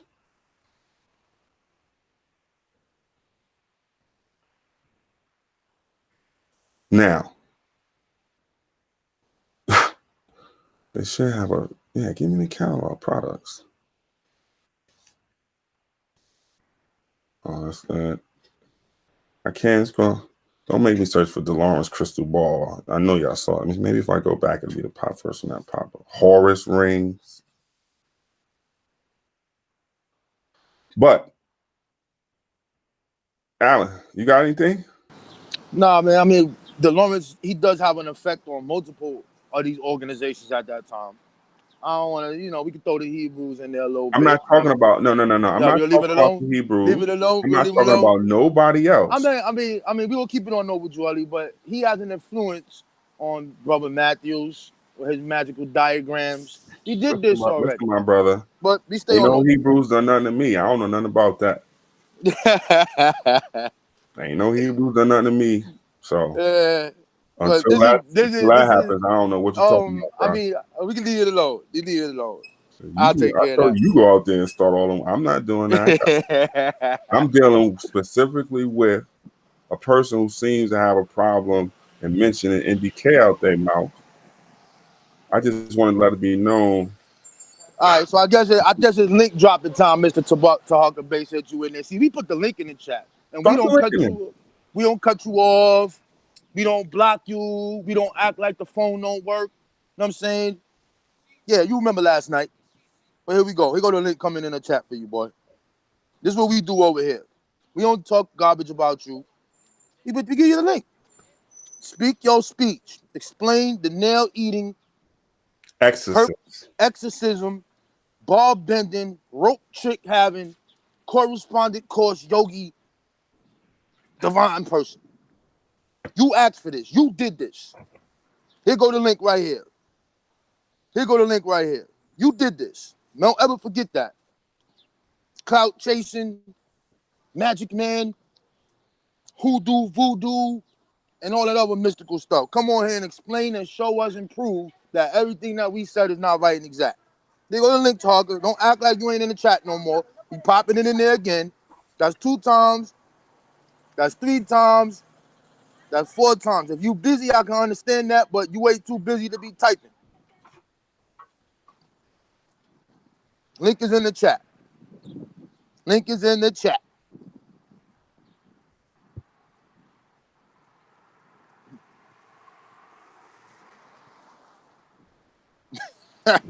Yo, I'll be right back. Give me 1 second. I'm sure you got this, brother. Yeah. So basically, you know, this is something that we always had. We got a whole bunch of more stuff because we like to research to find out how these things come about. How do these people come up with these doctrines? Where the hell did Fraud Muhammad come from? Where he get this stuff from?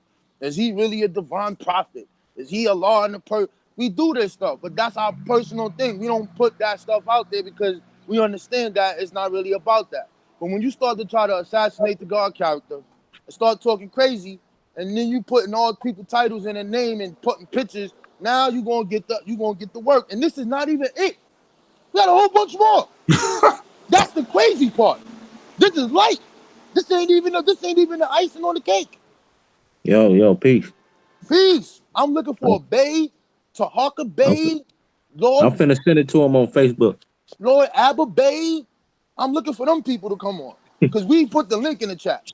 You sat there and watched this information and said it was new. We ain't never seen this before or heard no one put this together like this, ever. So come on here and explain the crystal ball, fortune telling, exorcism, nail eating, purple hood wearing, crystal ball playing with, brainstorm having, prophet.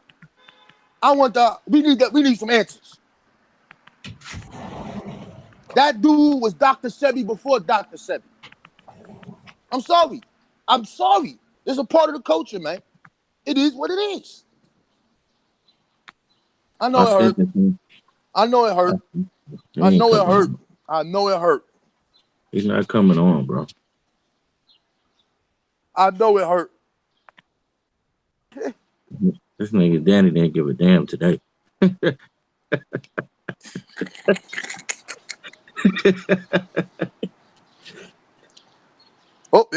Nope. Nobody popping in the link. Nobody popping on.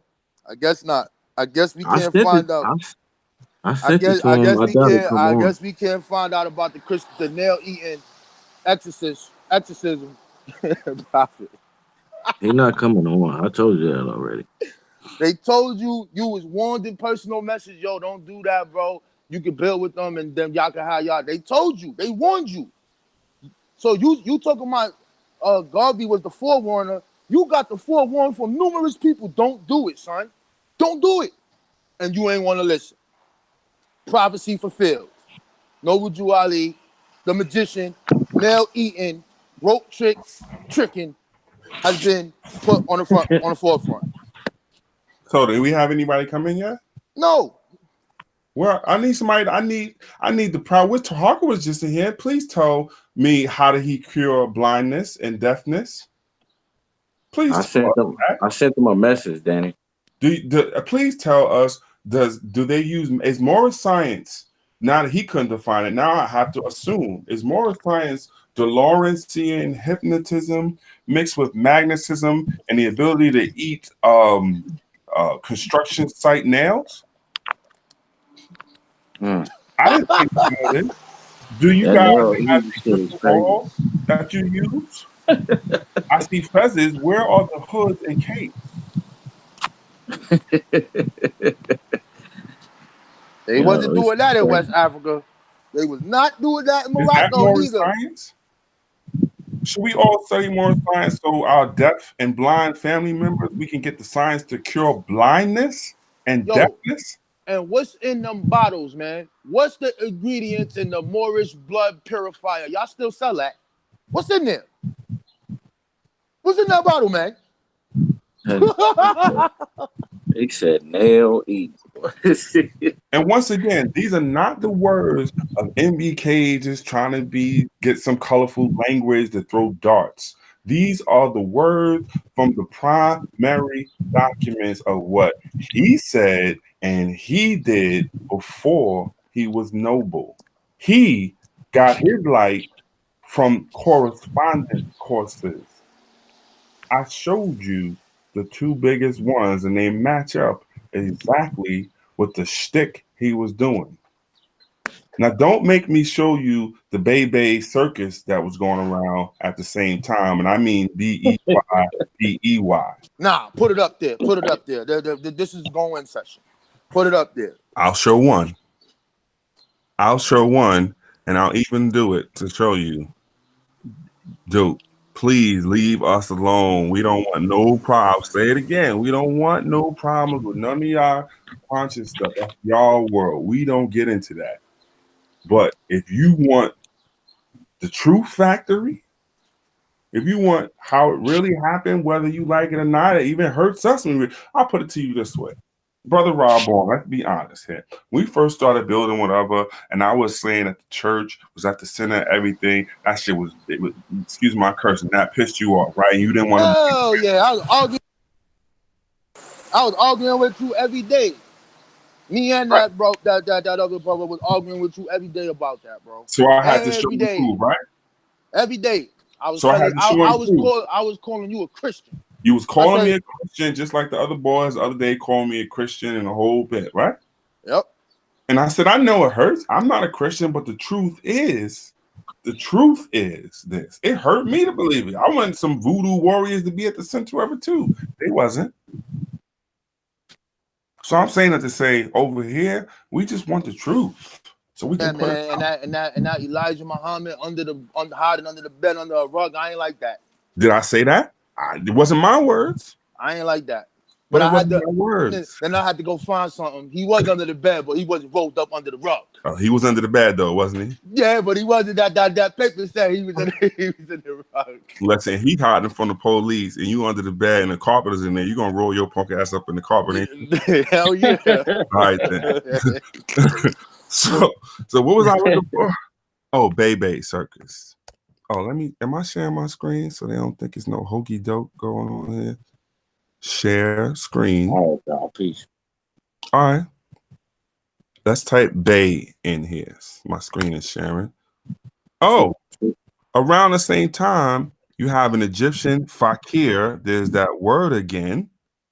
Doing buried alive tricks. Huh. And going at Houdini. Huh. Right around the same time. This is 1927. This is the biggest show in the country. This was David Blaine doing that buried alive thing, and also Black Herman's stick. As you can see, this is in Atlanta.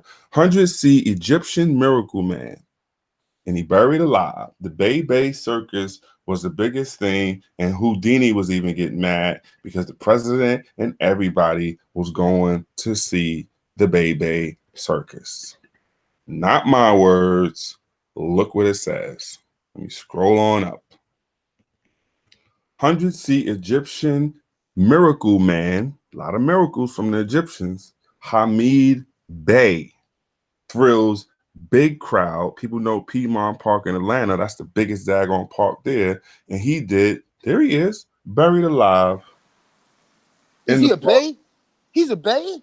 He's a Bay. And they had a whole Bay circus going around at the same time. Danny, we forgot. You forgot the Ethiopia. We gotta talk about the I draft. ain't forget nothing. Yeah. They don't want it all. I need these things to be addressed. Here we go. Here's his ad right here, y'all. We're gonna look at it together. I didn't make this up. Let's see how they do. Hmm. Hmm. Okay. Okay. Hamid Bey. Look at him. Look at him. What is Look, he? look at this. Young and daring Egyptian miracle man. He baffles scientists, scoffs at torture, sneers at pain, controls his post, dies at will. See Hamid Bey defy death and win. Doesn't this sound like somebody else? Come see somebody else, Ali. Miracles of the Far East. See Hamid Bey buried alive on a vacant lot next to Maine Motor Co. Hmm? Hmm? At the same time. There you go. There you go. Mm-hmm. Want some more? There's a whole lot more to the story. What I'm asking is, please deal with the questions that we ask, and leave us out your mouth here. It's gonna get worse. It's gonna get a lot worse. We don't let us go back to just doing us. That was a good conversation. Let it go. Let it go. Take this as a little smack on the hand. Secrets of the Magicians. There's your man. Wasn't your man eating nails and doing that? There's Hamid. There's the Bay. Right there. Same time. Same time. Garfield, you think that was hurtful? Dude, it's a lot more, bruh. I told you. You ain't never seen it before. Never. Thomas Drew's words. Lesson number 1: keep MBK name out your mouth. Keep it respectful, and we can build in dialogue. It don't gotta be a jihad, but you want jihad? Okay. Okay. Uh-oh. Somebody else doing a rope trick? Uh-oh. Who's this doing a rope trick? Huh? Somebody looking like that picture that you all know of them people standing in front of the thing. And what was he doing? Rope trick. Rope trick. Let me just stop sharing before it could get real. Man. Stop playing. Stop. Since in the past 2 weeks, I had Indians jump out the foxhole and Moors. They're like, wait, we not involved in y'all little fights and things. Why try to pull us in?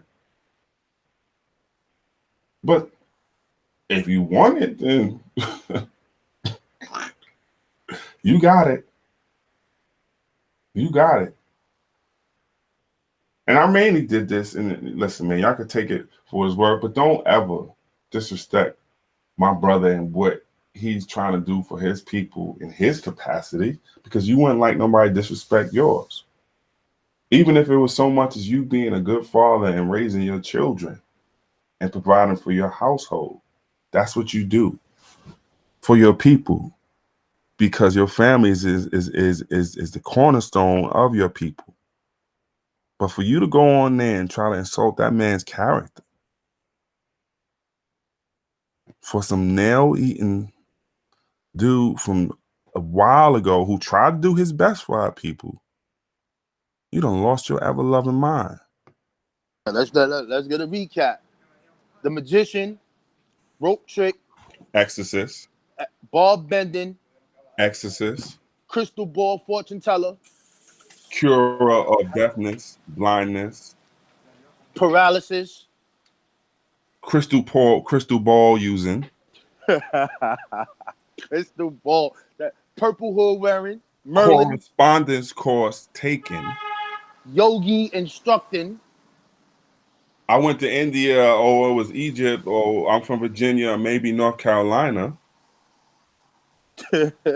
Alias changing, Timothy, the magician, Drew. There was nothing spectacular, divine about this person. He's a regular black man, like all of the other ones who came before, who was adding on to the culture that was going on, and they all put some mysterious stuff around them, and they was doing what they was doing.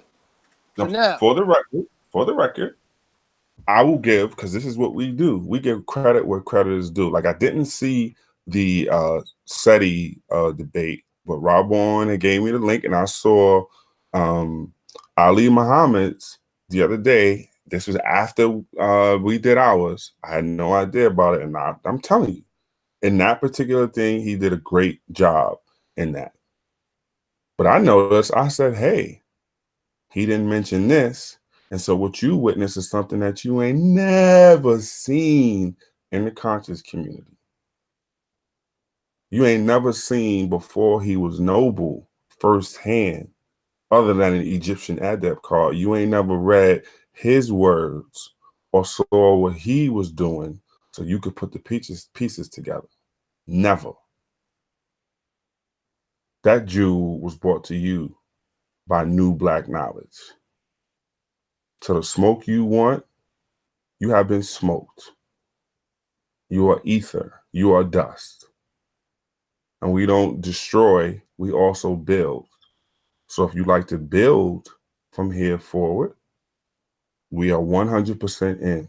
If you want to build to talk about the stuff that you're doing in your community and the organizations that you have set up for your community, and you'd like some help or some resources or just to make it more aware to the greater community, our platform is accessible for that. We don't just destroy, we build.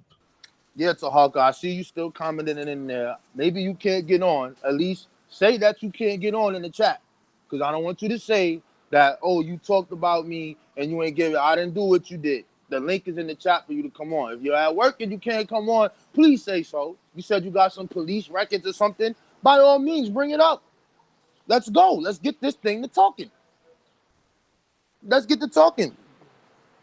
So again, the link is in the chat again. Everybody see y'all keep posting in there. And yeah. Jump on, brother, and teach. Teach your speak your Brother speech. Tarver, if you listening, you are more than welcome. This ain't no adversarial form. This ain't nothing like, channel you've been on before. We don't get down like that over here. You have a police report about what? Why don't you come on? If you have the time to type, why don't you come on and explain what the police report had to do with all of the information? We showed you Noble Drew Ali before he was Noble Drew Ali. We now made the people understand how he became to do his Morris drama show. We show you him, which you already saw, the Egyptian adept, the curer of diseases. Now it all makes sense. So are you going to come on here and prove that he is not Thomas Drew, that that's not him? Are you going to show us the census that we looked at, but there's only a couple of people with this name and we narrowed it down? Are you going to show that? Because we have the correspondence. We showed it in the beginning of the library. Like, yeah, that guy, that's Thomas. That's Noble Drew Ali. That's the guy. You guys, give us this money. We'll send it to you right now. We'll give you all the articles you want. I'll give you everything we got. If you think that this is all we got, son, I'm sorry, son. It could get real bad. But we ain't going to do that. We just got these questions to answer. Come on here and show and prove about the nail-eating, exorcism, crystal ball fortune teller, prophet. Come on. You asked for this. Well, he said give him a sec, so to be fair, we give him a sec, sure. This is not first of all, are there any questions in the chat? Yeah, any questions about the information? If there's any questions or anything that should re-show, or if there's no clarity, I want to separate our words from the source's words. I don't want anything to get misconstrued or minced up like we are saying something about Noble Drew Ali. This is what I don't want to do with anything. We want to try to find the sources and let the sources speak, and not sources to take one position or another. Do we know that there's some bias in news? Yeah. Do we know that there's some bias toward black folks back then? Sure. Sure. That doesn't negate what he's saying in his activities, though. He said he had a brainstorm and something happened. He lost his magical powers until he got his crystal ball back. Not us. He said he took correspondence courses. Not us. Who's that? Peace. There you go. That's the brother right there. Peace. Who's that? I can't. Islam. Islam. What it Peace, do? peace, brother. Peace. You gotta turn. I think you gotta turn something down in the back. You hear music. Hold up, that's my wife. I just coming home for lunch, bro. So hold on one second. Peace. Okay. Yeah, take your time, man. This ain't that serious, man. At the end of the day, you got. Hold up. Let me get my wife cut that down for a second, real quick. Hold on.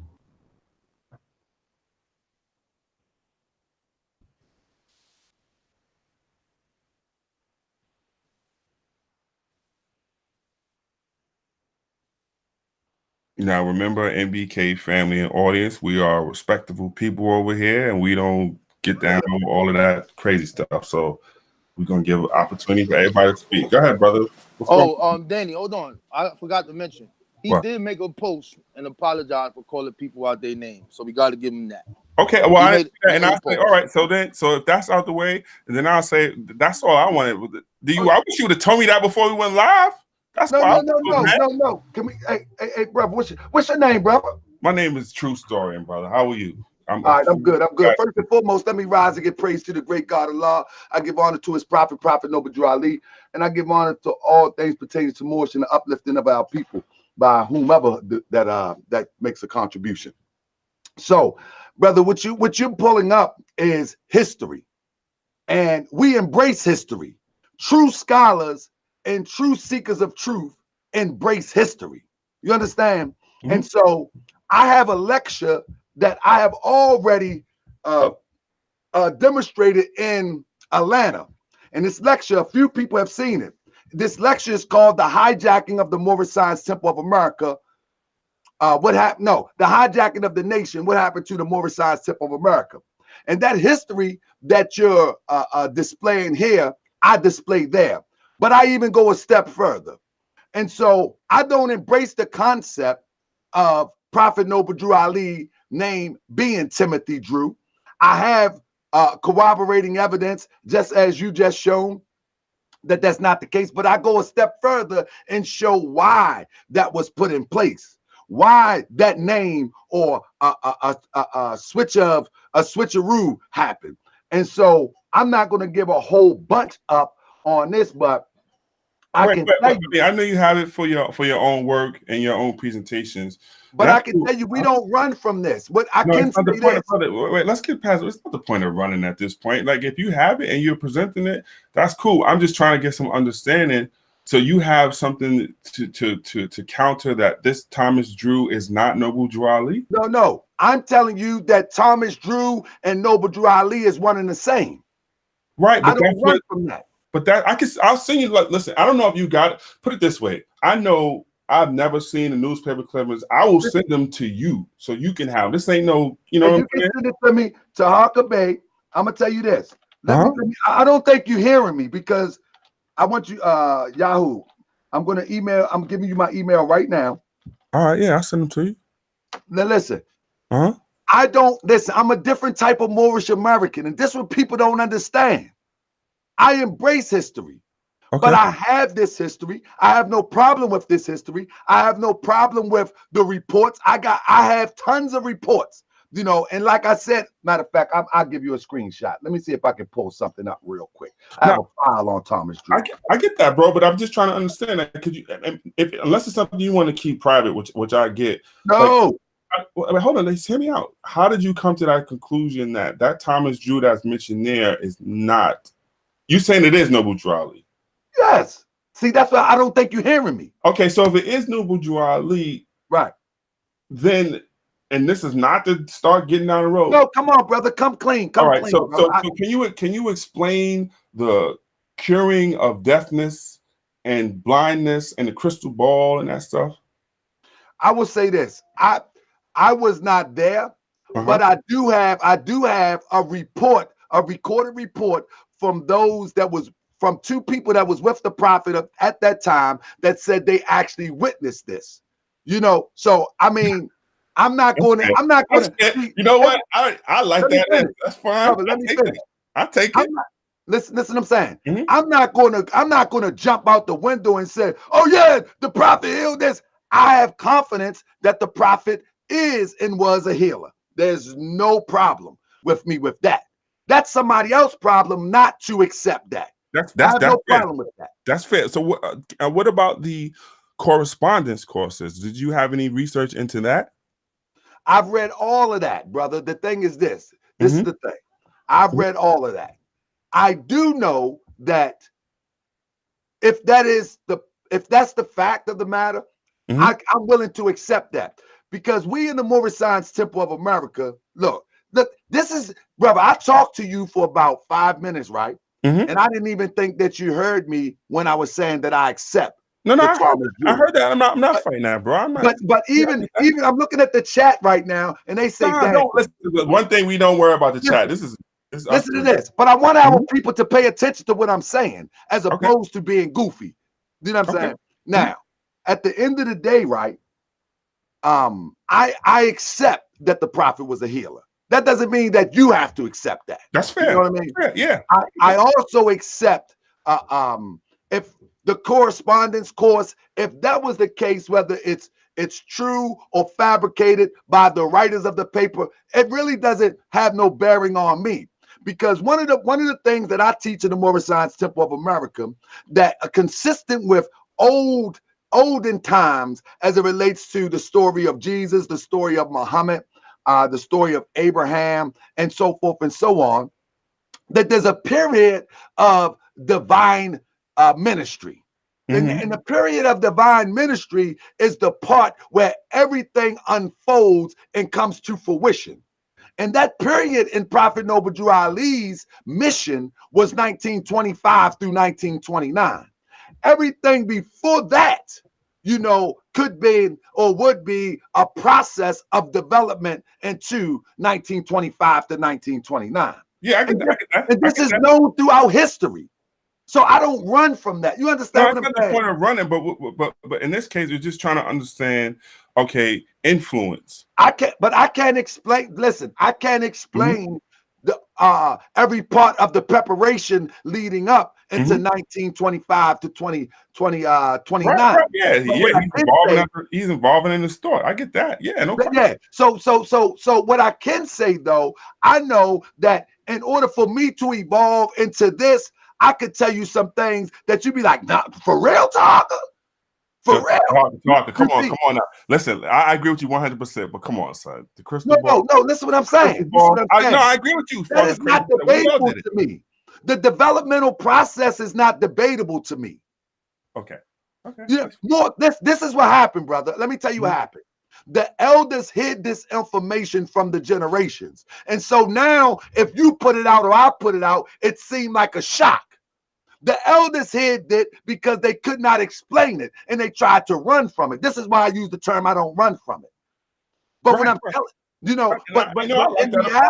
in reality, the elders should have put it out there. But what happened in the takeover of the Moorish Science Temple of America, they covered it up with the name Timothy Drew. They covered it up with not making a historical account before 1925. They covered it up and only saying that he started in 1913, and then we jumped to 1925 like the Jesus story. Right. That's fair. So they covered it up. That was their problem. That's not my problem. That's the elders' problem. My job is to clean it up. So could you help clarify at one point? And I'm honestly, I'm 100%. This is an honest question. I don't understand. So with the elders, it seemed like there was a battle for power at some point. Right. Absolutely. Where is reincarnation a part of it? Or is that just somebody using that as a mechanism? I don't support that far-fetched concept of Prophet Noble Drew Ali reincarnated. That's not me. I don't support that. So how can, as laymen or on the outside, how do we understand the various different types of Moors to try to understand, because it gets confusing. Well, brother, you're going to have to follow Tahaka Bay as I move forward. Look, brother said, I'm trying to hypnotize you. Brother, as I move forward, as I move forward into public and into the more forefront of teaching common sense Morris science, then you'll be able to see. Right now, it's so discombobulated, bro. It is what it is. It's discombobulated. But Brother Targhum Bey is going to do something this year and the coming few years, be it the will of Allah. I am going to clear all of this mess up, where the next generation won't have to be surprised. Because I'm not surprised with this. I'm telling you, I got the typed up letter from the precinct. You know what I'm saying? I got the typed up letter. So I'm not surprised. But when you have the younger generation, they will become surprised. Like, but this is nothing to worry about. This is history. This is history. So what as far I'm just trying to understand as far as lineage. So by him passing and not naming a successor, like he named the successor, brother. Oh, okay, I'm sorry. So would that be, and educate me if I'm wrong, would that be the C. Kirkman Bey would be the successor? No. Unfortunately, I don't really want to get into that conversation at this time. Okay, that's fair. I will say, C. Kirkman Bey was not the one that was appointed successor by the prophet, although he was the prophet interpreter. So on the outside, and this is why you need to get on your job. Do you see how this can be confusing if we just absolutely, bro? Absolutely, bro. Absolutely. I see how it's confusing. I see how it can be taken as pseudo. And so this is why when somebody like me will come in and to explain, we got millions of more. Nobody else going to take this stand. Nobody else going to grab this mic. I don't have no problem with it. You know what I'm saying? But nobody else is going to grab this mic because they probably don't even know this history. Because they grand sheiks didn't tell them this history. And they, oh, I got to explain this. I got to explain this. I don't have to explain anything. In reality, I just go and produce what the prophet produced. But for the sake of understanding in the next generation, it's my pleasure to explain. But it's going to take time for it to get out into the mass public. You know, people in my circle know. People in my circle know. I got the advertisings. Advertise this thing. Targhum Bey, what is the name of your organization? The Morris Science Temple of America. We are taking it back. What you mean taking it back? In other words, I'll say this. I'll say this. When the Prophet Noble Drew Ali passed on, there was a riffraff in the leadership. There was 5 different people or groups, if you will, trying to take over the movement due to the fact of the monetary value of the movement. It was $1 million religious corporation. You know, it had power that as a group, it had power with the local politicians. It had power with the local bankers. It had power to control the whole community wherever there was a temple. And so people wanted that power. And so there was 5 different factions of groups trying to take that power. So after Prophet Noble Drew Ali passed form, he left the leadership to Brother Edward Merely Ill.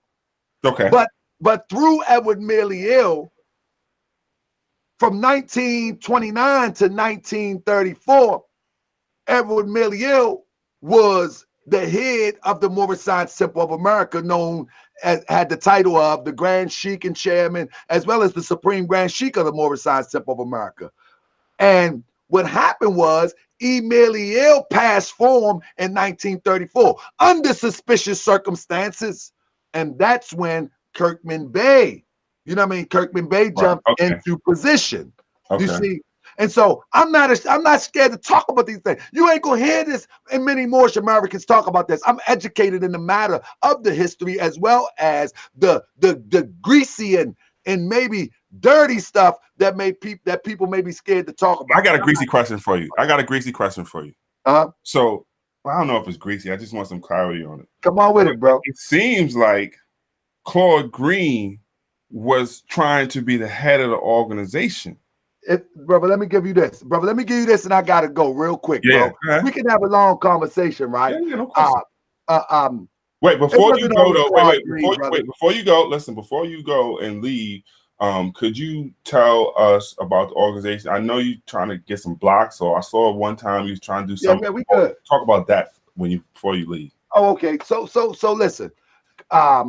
Not only was it Claude Green, it was Claude Green, it was James Lomax Bay, it was and I'm gonna tell you one thing about Kirkman Bay. He really didn't want the position, but there was a group that wanted to put him in that position. And in this lecture that I had, the hijacking of the Moorish Science Temple of America, it would be like, I'm like, brother, you are the best suited, and you say, no, I don't want this position. And like, you're gonna take this position. And so they was gangsters back then. Keep it 100. They was gangsters. They wasn't playing. You know what I'm saying? And so it was Claude Green was with a group. It was Aaron Paynell with a group.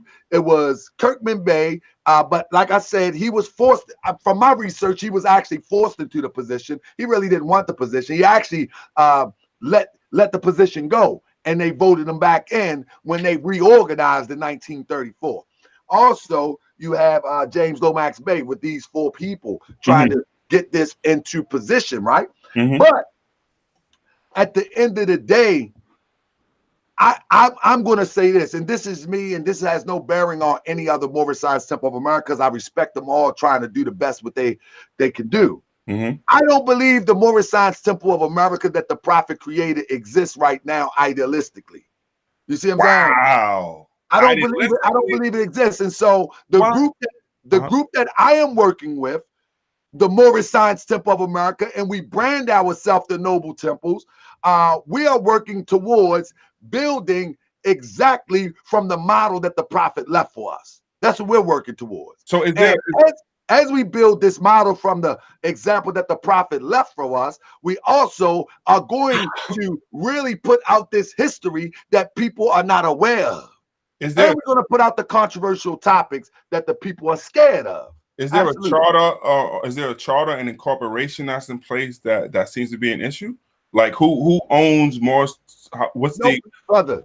The Prophet Noble Drew Ali teaches us that the door of religious freedom swings open and anyone can walk through as they seem fit.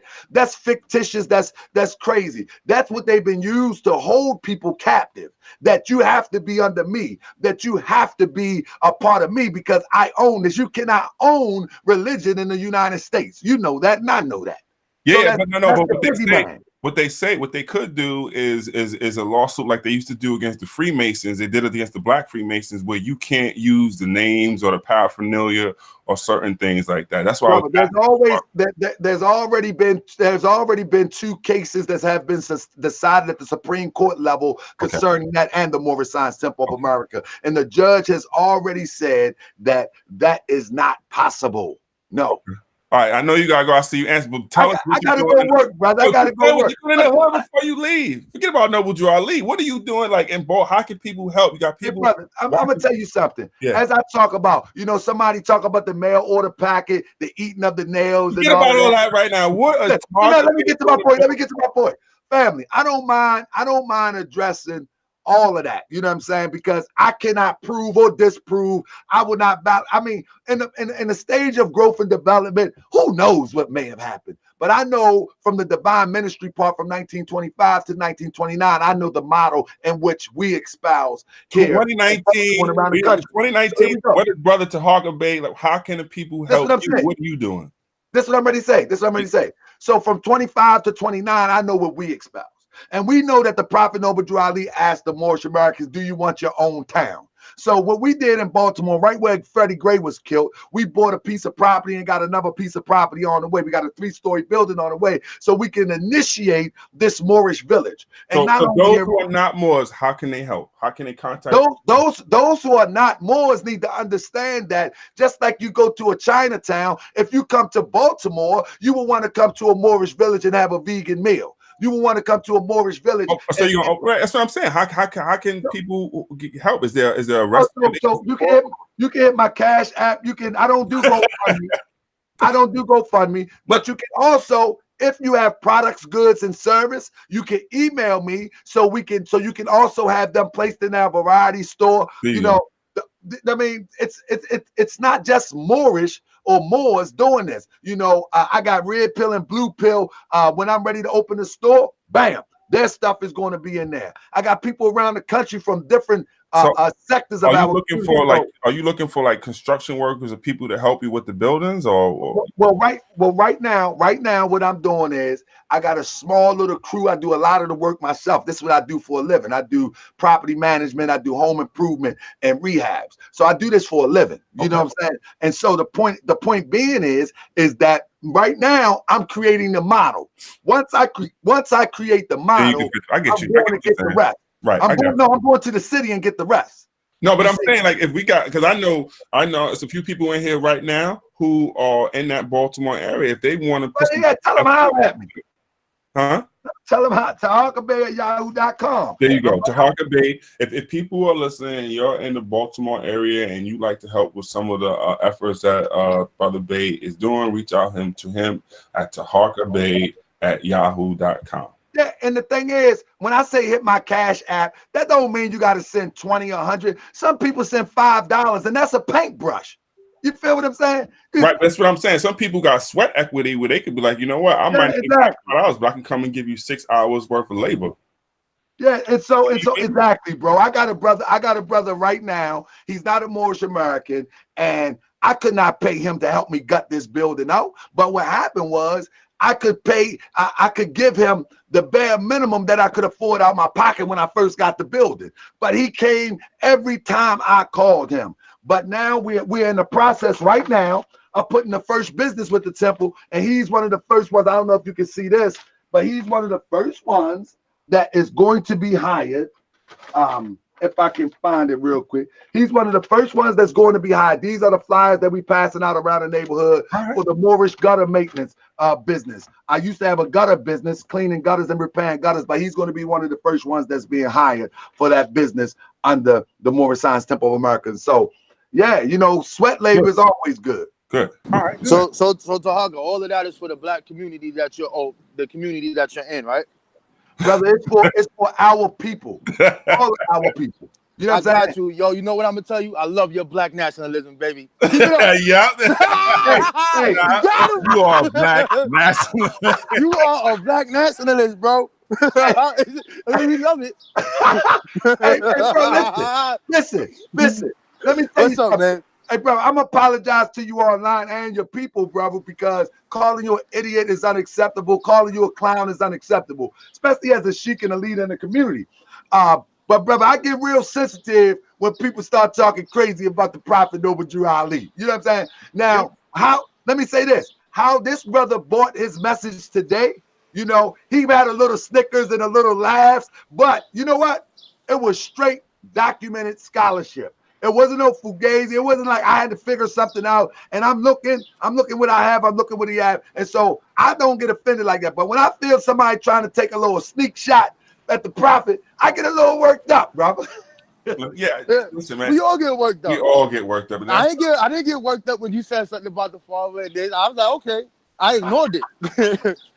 It's okay. So somebody tell them who explained who our people is. Our people are those who are descendants from the inhabitants of Africa. That's who our people is. Great. All those who are descended from the inhabitants of Africa. That's it. And that's it. That's the perfect. All right, peace and love. I mean, I got to I would love to have a conversation in the future, but I definitely got to go. Islam? Yes, appreciate it. Islam, brother. Peace and love, family. Peace. All right. So I think that was a productive way for the conversation to go.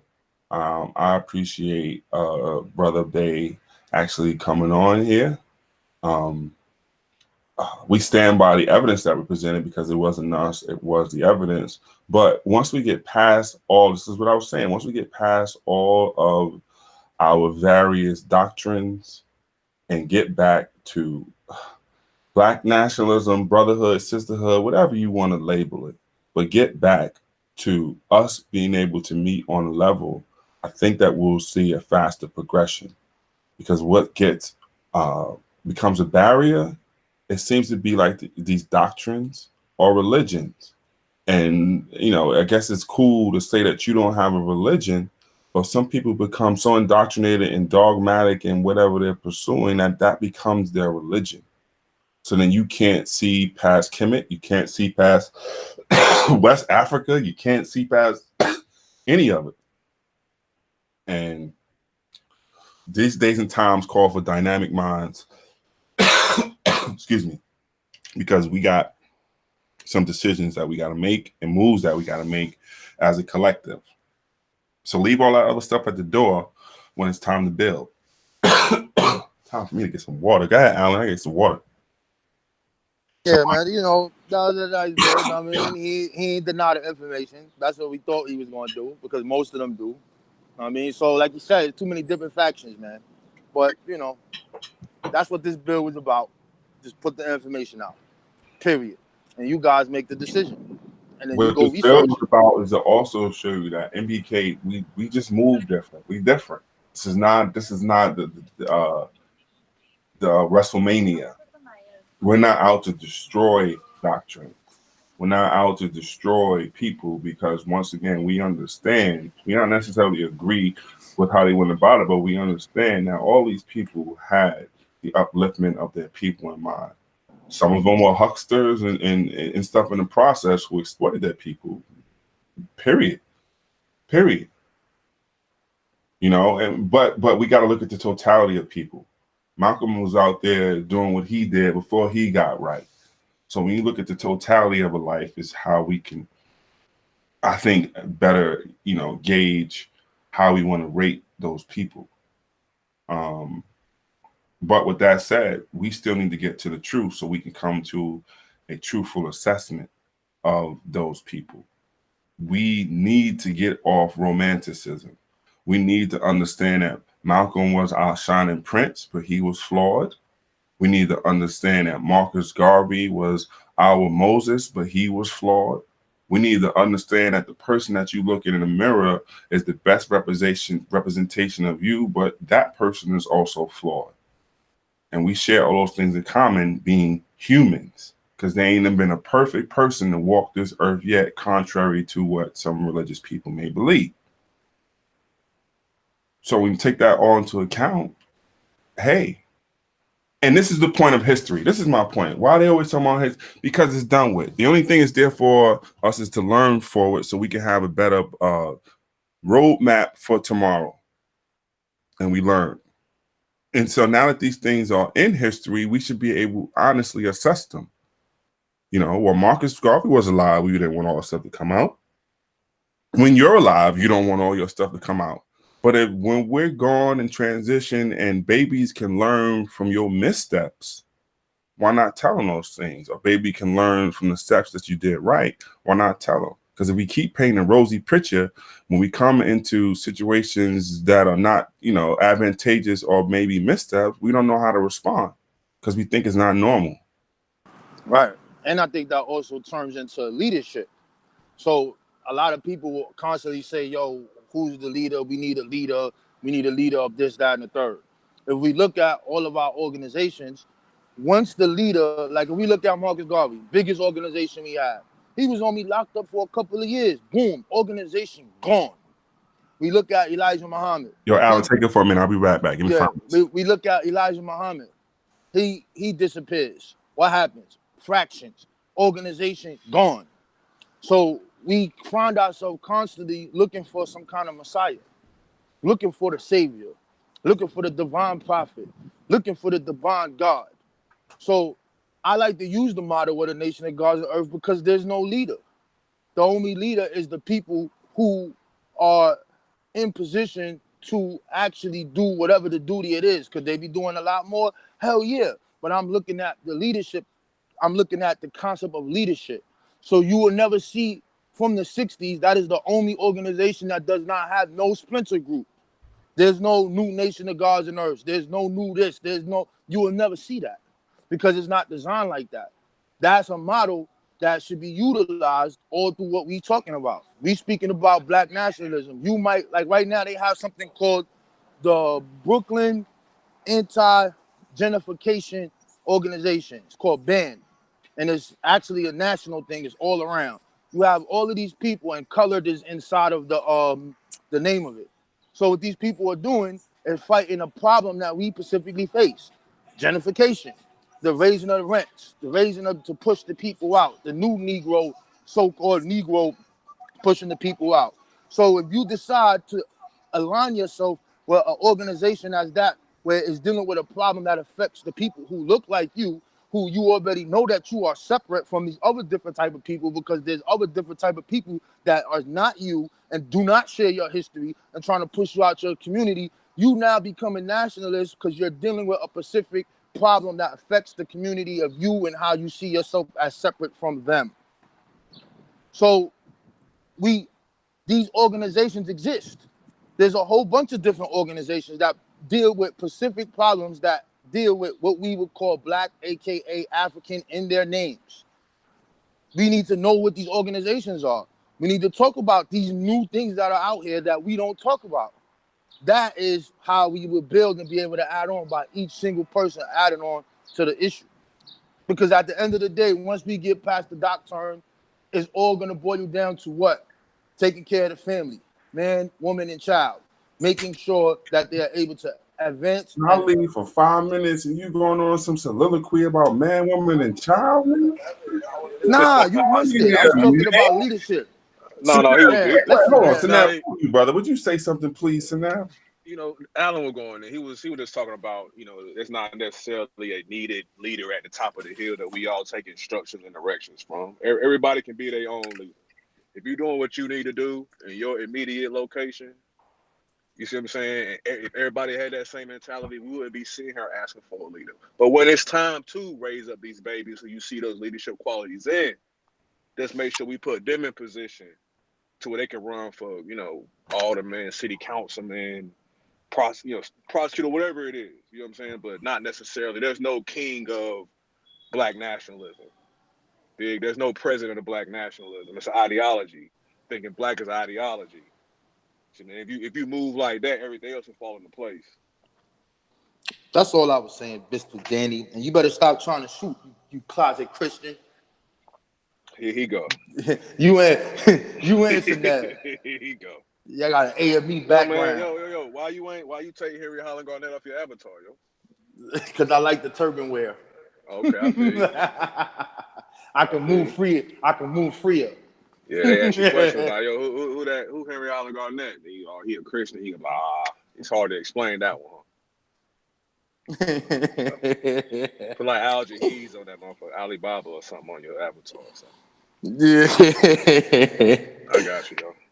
But nah, man, you know, when you start talking about people doctoring, they take it personal and it get crazy. And when it get crazy, you know what I'm saying, we're gonna come with the facts. This is what we never, and I don't think any of us ever suggested that you shouldn't be a Christian or you know, we kind of, you know, if it was, we may have pulled some of that back. You can be whatever you want to be, but your personal beliefs shouldn't impede on what I'm trying to do and where I'm at. You can believe in a rock for all I care. Hold on. Tell me I should believe in said rock. Go ahead. Yeah, I'm gonna keep saying Pacifically all day. Stop asking me about Are that. you going to say that from a Project Dead case? Where is that echo, brother? Specifically. He in the subway. Specifically. You know, Alec, will you admit for our audience that Taharka got you with that image he put on that flyer? Yeah. That shit was funny. Will you at least admit that Taharka got you with that image? Yo, he got me. And he had the sword over my head.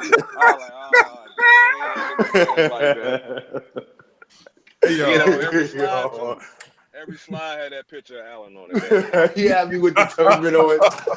I was like, He had Alan looking crazy on the Yo. I see where this one going. Yo, yeah. I was about to start cracking some jokes, but man, I don't want to keep this going. I want people. Yo, please like the video. Please subscribe if you haven't. Please share it. Please definitely comment on the video. If you got something in disagreement, what we do ask is just keep it collegial and scholarly. If you're going to do that, not with the just attacks. I know some stuff for you to digest, but that's all we ask, so we can at least continue conversations with people, even if we have disagreements with them. Now, we got to really display the character of people. Like, we can disagree, we can have heated exchanges, but we got to start showing some character because these things are in here for, what's the word? In perpetuity. These things are online for life. And just because you got rid of your YouTube account, do not think for 1 second that these videos are gone. Those videos live on servers, and they own the rights to these videos. So them displaying these videos 5, 10 years from now and seeing the nonsense going on, you need to be mindful of. You don't own these. These are resting on Google's servers somewhere, who can do what they choose to do with them at any point, whether you deactivate your account or not. And a lot of people have, important positions in life, and you don't want the stuff that you said in a fit of rage to come back to haunt you and bite you. Doesn't mean that you hold your tongue, but there's a way, I believe, that you go about doing things. That's right. And then I just put my picture in the back, man. It's a law you act boss. So if y'all want to keep grabbing my pictures over Facebook, and I already know what's coming. You can show the picture now. And it's a law you act boss. Right. Before we leave, NBK, how we get down. Anybody can get in, even our own. So we're going to share with you now. Alan Brown is on the clock to explain what I'm about to show you, folks. So let me show my screen. So what we're going to do now is, please ask Alan Brown to explain this right here. Alan Brown exposed. Please ask Alan Brown to explain this right here. Alan Brown exposed. Alan, Mr. Black Man is God. What are you doing in this picture? Before we end this broadcast, we will give you 3 minutes to explain Alan Brown exposed. Go. And I'm leaving it up there too. You can leave it up there. I was in Dubai. I went to Dubai, and they let you put on the garb. And they like, you want to take a picture with it on? I said, all right. So he was watching a little show. So I said, yeah, I'll put it on. So I just did it for the camera. Just, you know what I'm saying? What are you doing with your hands? Are you praying? No, I just did it because I just did it for the picture, man. That's all. You did it for the picture. Yeah. I did it for a picture to have. Yeah. You know. Mm-hmm. Did they make you put on that Arabian Nights headgear as well? No, I wanted that. I like that. You wanted. I wanted that turban. So you wanted. Yes, I wanted that turban, dog. I like it. Those shit is hot. Dipset Harlem. Dipset Harlem. I'm bringing it back. All I got a few. You got jokes too, y'all. This ain't Yo, they got me. That shit is a good picture. They like, what are you doing? That shit's about to be all over the internet. Just so you look at your man, God, Rob Boy.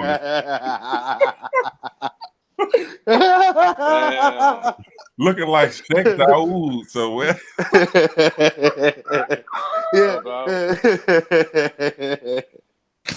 Yo, they ain't give you like little the head scrunchy thing to put your turban on, right? Yeah, I got that one too, but I just put the turban on that way. It looked dope. You know what I'm saying? I like the turban, son. I got them shit too. I ain't gonna front. You already know. I got about a good 8, 9 of them. You know what I'm saying? So I feel they're comfortable and they keep the sun off your neck. Yo, I'm tired. Yeah, Tahaka, you missed that one. Yo, you could have had that picture. You missed that one. Tahaka Bay, I have an email coming your way. Please put Rob Boy exposed.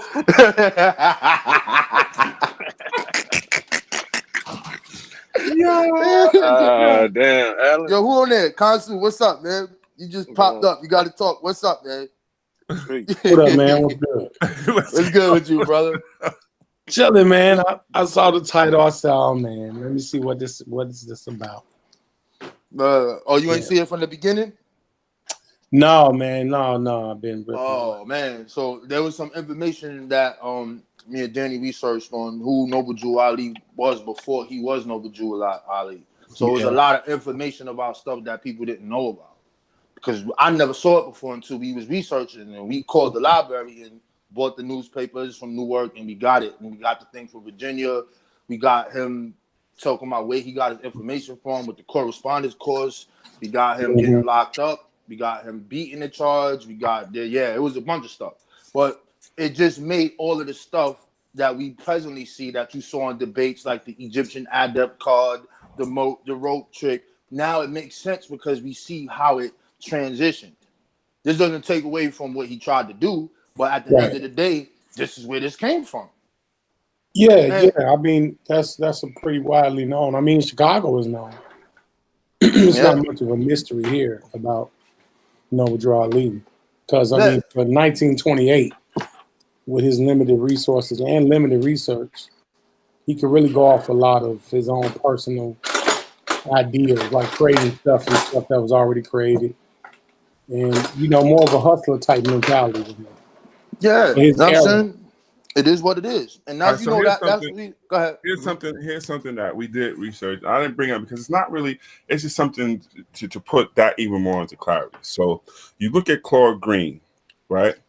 And I did the homework on who Claude Green is. Claude Green, who was basically the business partner for Noble Drew Ali, had an interesting position.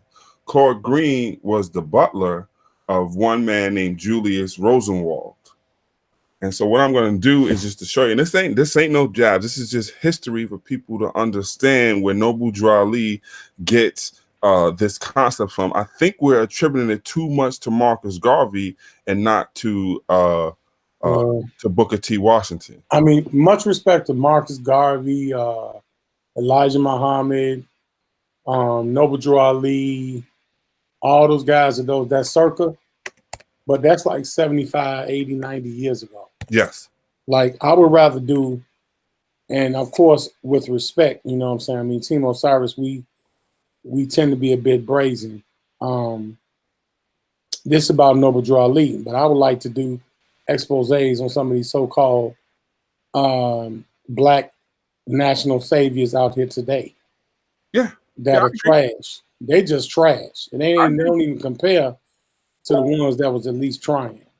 So what I won't name no names, but we can get into that. But just let me just get this out first, because this is important. So Claude Green is the butler of this man named Julius Rosenwald, and I think I'm sharing my screen.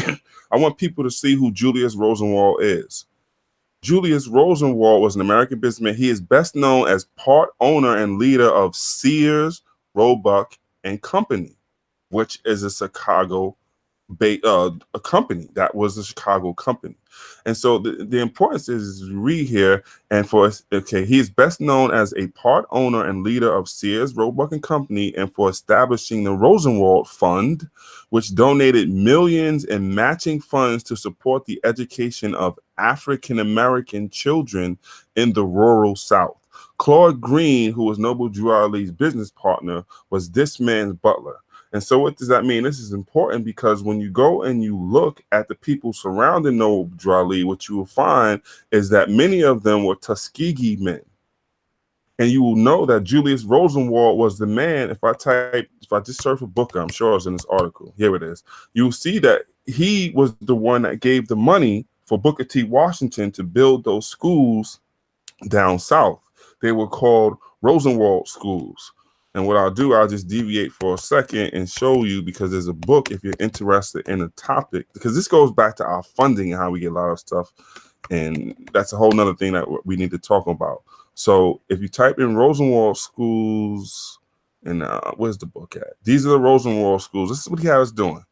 You see the black children, this is Rosenwald in the middle. And this, see, they're wearing the letters to spell out Rosenwald. So when Booker T. Washington wants these schools to be built down south, like this is, for example, I'm sorry I can't get a bigger picture. These are Rosenwald schools that are being built to get us educated. Julius Rosenwald is doing the funding for that. This is the book that you want to get right here if you're interested. It's called You Need a Schoolhouse. And I'll see if I can make the image bigger. And you can see on the cover here, this is Julius Rosenwald. Claude Green is his butler, and Booker T. Washington.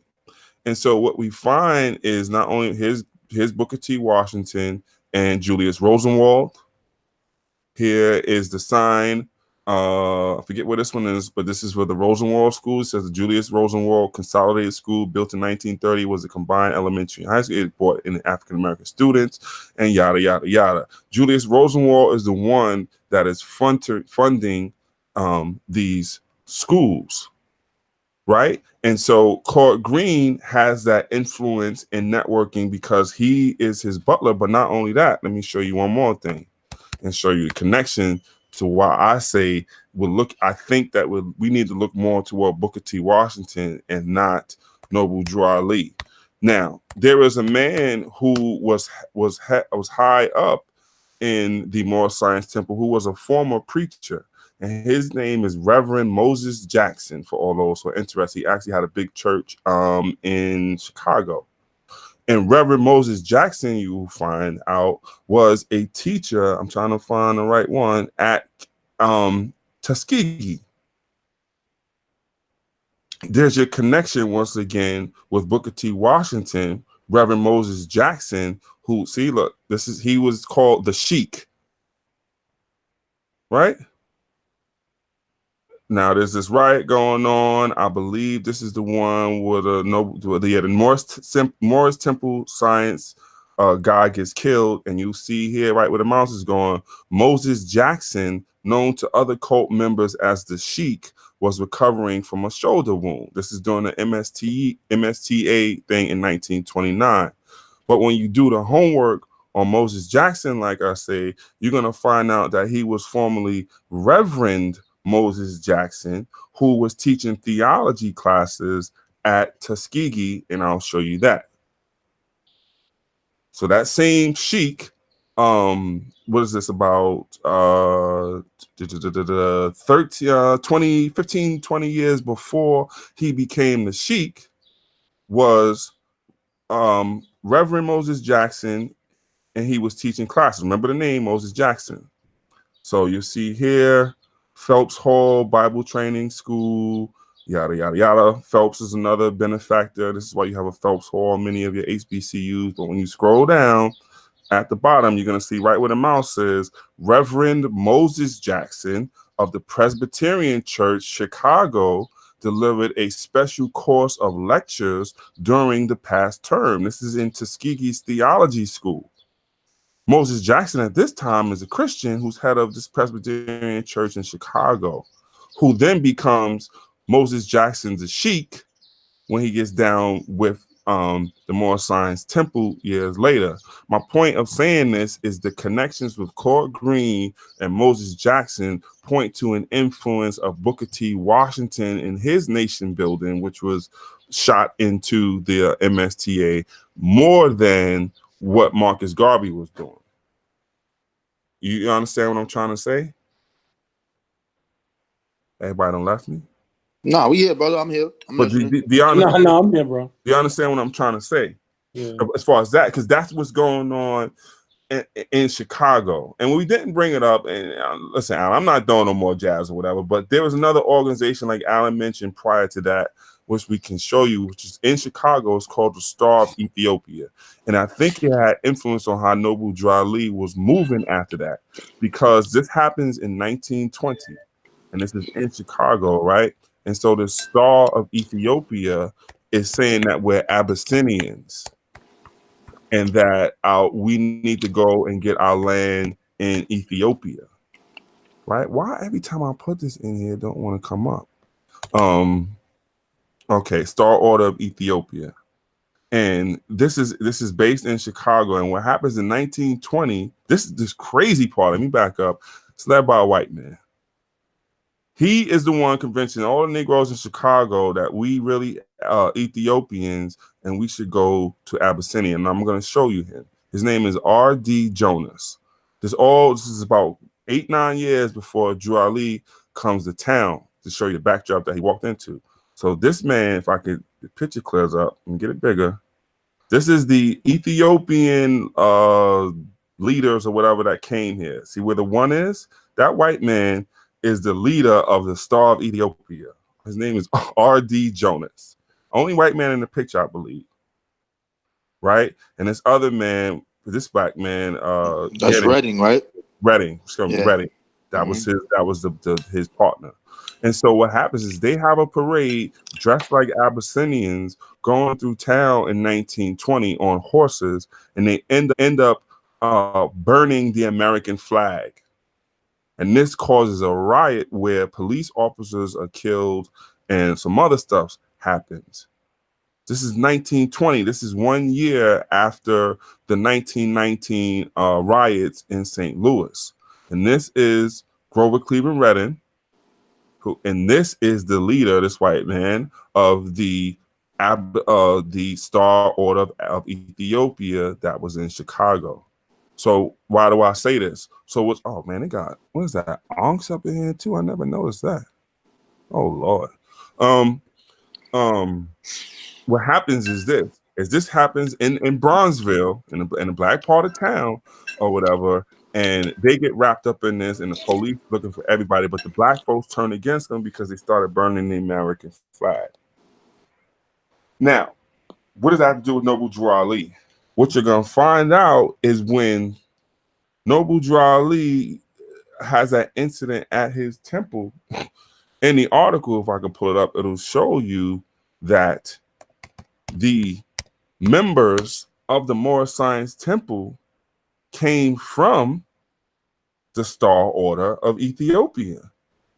That's how they got some. This is something I got to give this to Harker Bay too, if he don't grab it. But I found Noble Drew Ali had a hauling and moving company in 1926 in Chicago at that Indiana Avenue address. I found that one. I'll send that to Harker, so he got it. But what you call it? So that's what's happening in Chicago. I just wanted to show y'all that in that incident in 1929, it'll tell you that the members, what is that the one, Alan, when they called them the voodoo cult?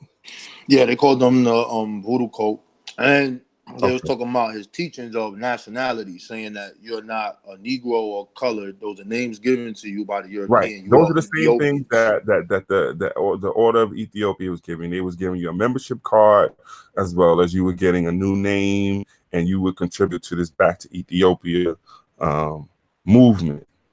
But in this art, I think this is the one, it'll tell you that the members came from the defunct Star Order of Ethiopia. Just showing you that connection with these black folks. Now, okay, this order has gone now. Here's a new one coming up that is in, Planet Roots in Chicago, trying to give us nationality. But it does tell you that a lot of the black folks wasn't feeling the fact that they were being called now Moors. Do we have that one? I don't remember which one it was. Damn, I thought it was the voodoo one. Or which one was it? I can't remember, man. Because we this is not a jab or a knock or nothing. This is something that something that black folks was wrestling with. That, like, wait a minute, we were just Ethiopians a few years ago. Now you coming around telling us we Moors. So there's pushback in Chicago and other places with being identified as Moors because of that. Not a knock, just what's in the history. It's just interesting to examine. That's all. It ain't, like I said, this ain't no knocks, none of that nonsense. This is just what happened, and just trying to get some clarity on how black folks in general was moving and navigating through this wrestling with identity in the midst of trying to get some freedom. And one of the hopes, like we said, it didn't limit it to religions. It's the same reason that we lighten our hair and straighten our hair. That was an avenue, thinking that our looks would get us some advantage in this system because we was light, bright, and next to white. Yeah, but I do find it interesting that once they burn that flag, every organization has that American flag in it. Like, Right. no problem. That's what I was getting at. Now the Moorish Science Temple comes up, and Drew Ali probably wisely take a different approach of saying, look, we know 9 years ago to just mess that cause here, we're gonna be Americans. We just saying that we're Moorish Americans. And then he gets involved a little bit more and having influence because Claude Green and Oscar the Priest, actually Constant, what's that movie? Let me show Constant. Maybe he know what his building is. what was it? The People's Movement, right, Alan? Yeah, People's Movement. All right, let me show, because this is the building where Clark Green was killed in front of, and where Oscar the Priest had his offices. Damn, this is like blind people's site. Here's the building right here. Constantly, you know what this building is? It's called the People's Movement Building. People's Movement Club. Yeah, that's on the south side of Chicago. Right. So this is where Oscar the Priest and the other who was it? Either Jackson and I think Anderson. They had some offices there, and Clark Green had an office there, as well as they had meeting halls. And so this is how this connection, what was going on in Bronzeville, the black aldermen and Oscar the Priest doing his thing, and then these organizations, the Masons, the Moors, and all those people kind of coalesce together. You see what I'm saying? That's what I'm just trying to give a sense of. That's You know what I'm saying? That's what's going on. Like, we looked at the Harlem Renaissance, and I gotta look for it. Where's the book on Chicago during this period? Because there's a lot of stuff going on in Chicago during the Harlem Renaissance. Which one? Called Kings. Kings. The story of Bronzeville. It's called Kings. Okay. Chicago, actually, before the dailies, the actual first mayor was a black mayor in Bronzeville. Oh shit. Okay. So you'll find that in Kings, and it's a lot of empirical data. That's why us in Chicago, we know about Noble Drew Ali because we didn't deify the man. We didn't turn him into no spook god. We already knew what he was about. When we dealt him being from the South, he already had ties to Vodou and a lot of other people. And people like angel investors, that's what we would call them today, of European persuasion. So when you hear people say sellout and all that stuff, if they understood what Booker T, Noble Drew Ali, and people like him were doing, they will be calling him that today, which I think is ludicrous.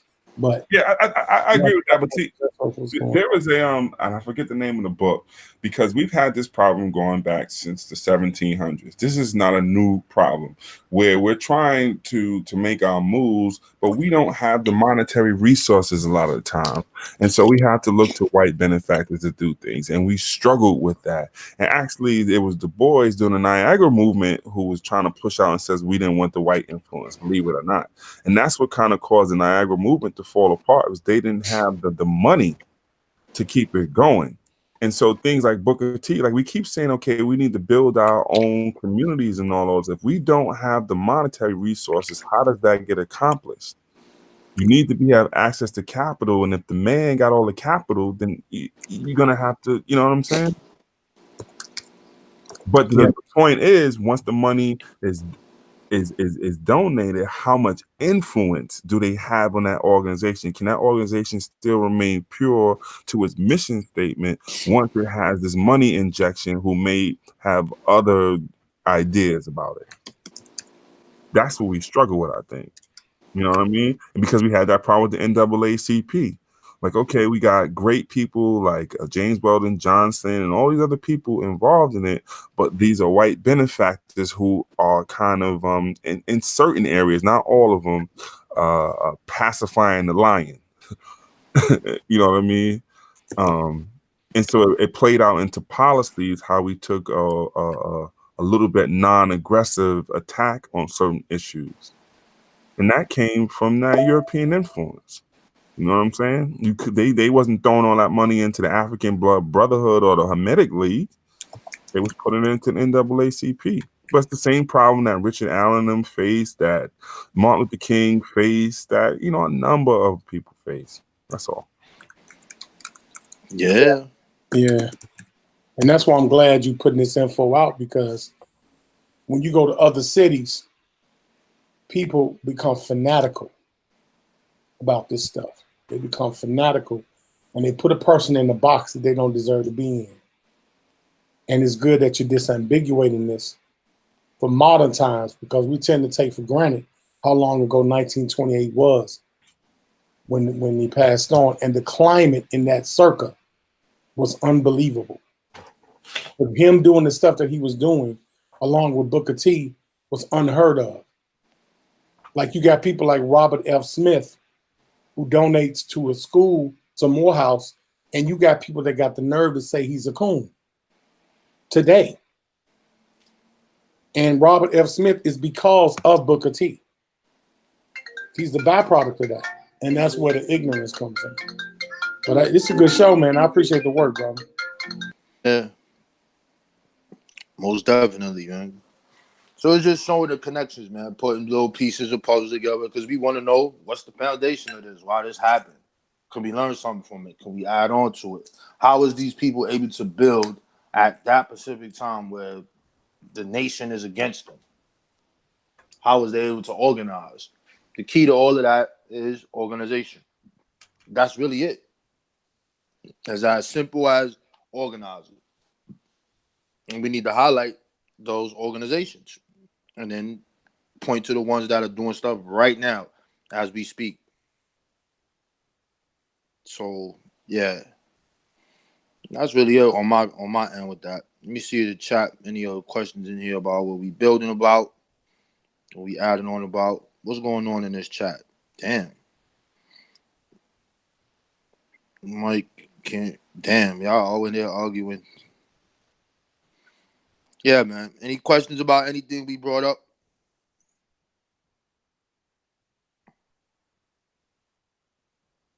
Sorry about that, man. I stepped away. Nah, I was just asking the brothers in the chat if there's any questions. Yeah, man. So what you been up to, Consul, man? See, we resurrected out and Mr. Ngozi. That was fire. Yeah, man. You know, I've been here and there doing a lot of philanthropic work here in Chicago, man. Just where I'm continuously doing what I do. Mm-hmm. As far as you know, teaching African history and stuff here in the city. Mm-hmm. Right here on the south side, 73rd and Stewart, St. Lawrence Avenue as well.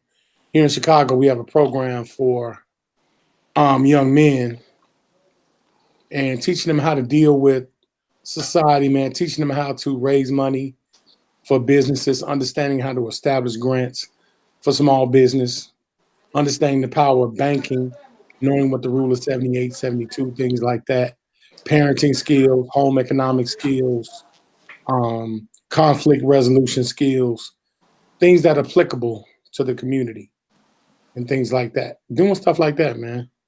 Yeah, that's what's up. It's been really cool, man. It's been rewarding, but, you know, we've been doing that as a lodge, you know, Masonic Lodge. I'm very proud of my Masonic history. We've been doing that since 1989. So just continuing to do what we do. Yeah, that's what's up. Somebody asked, was Noble Drew Ali a Shriner? Well, there's no records of it.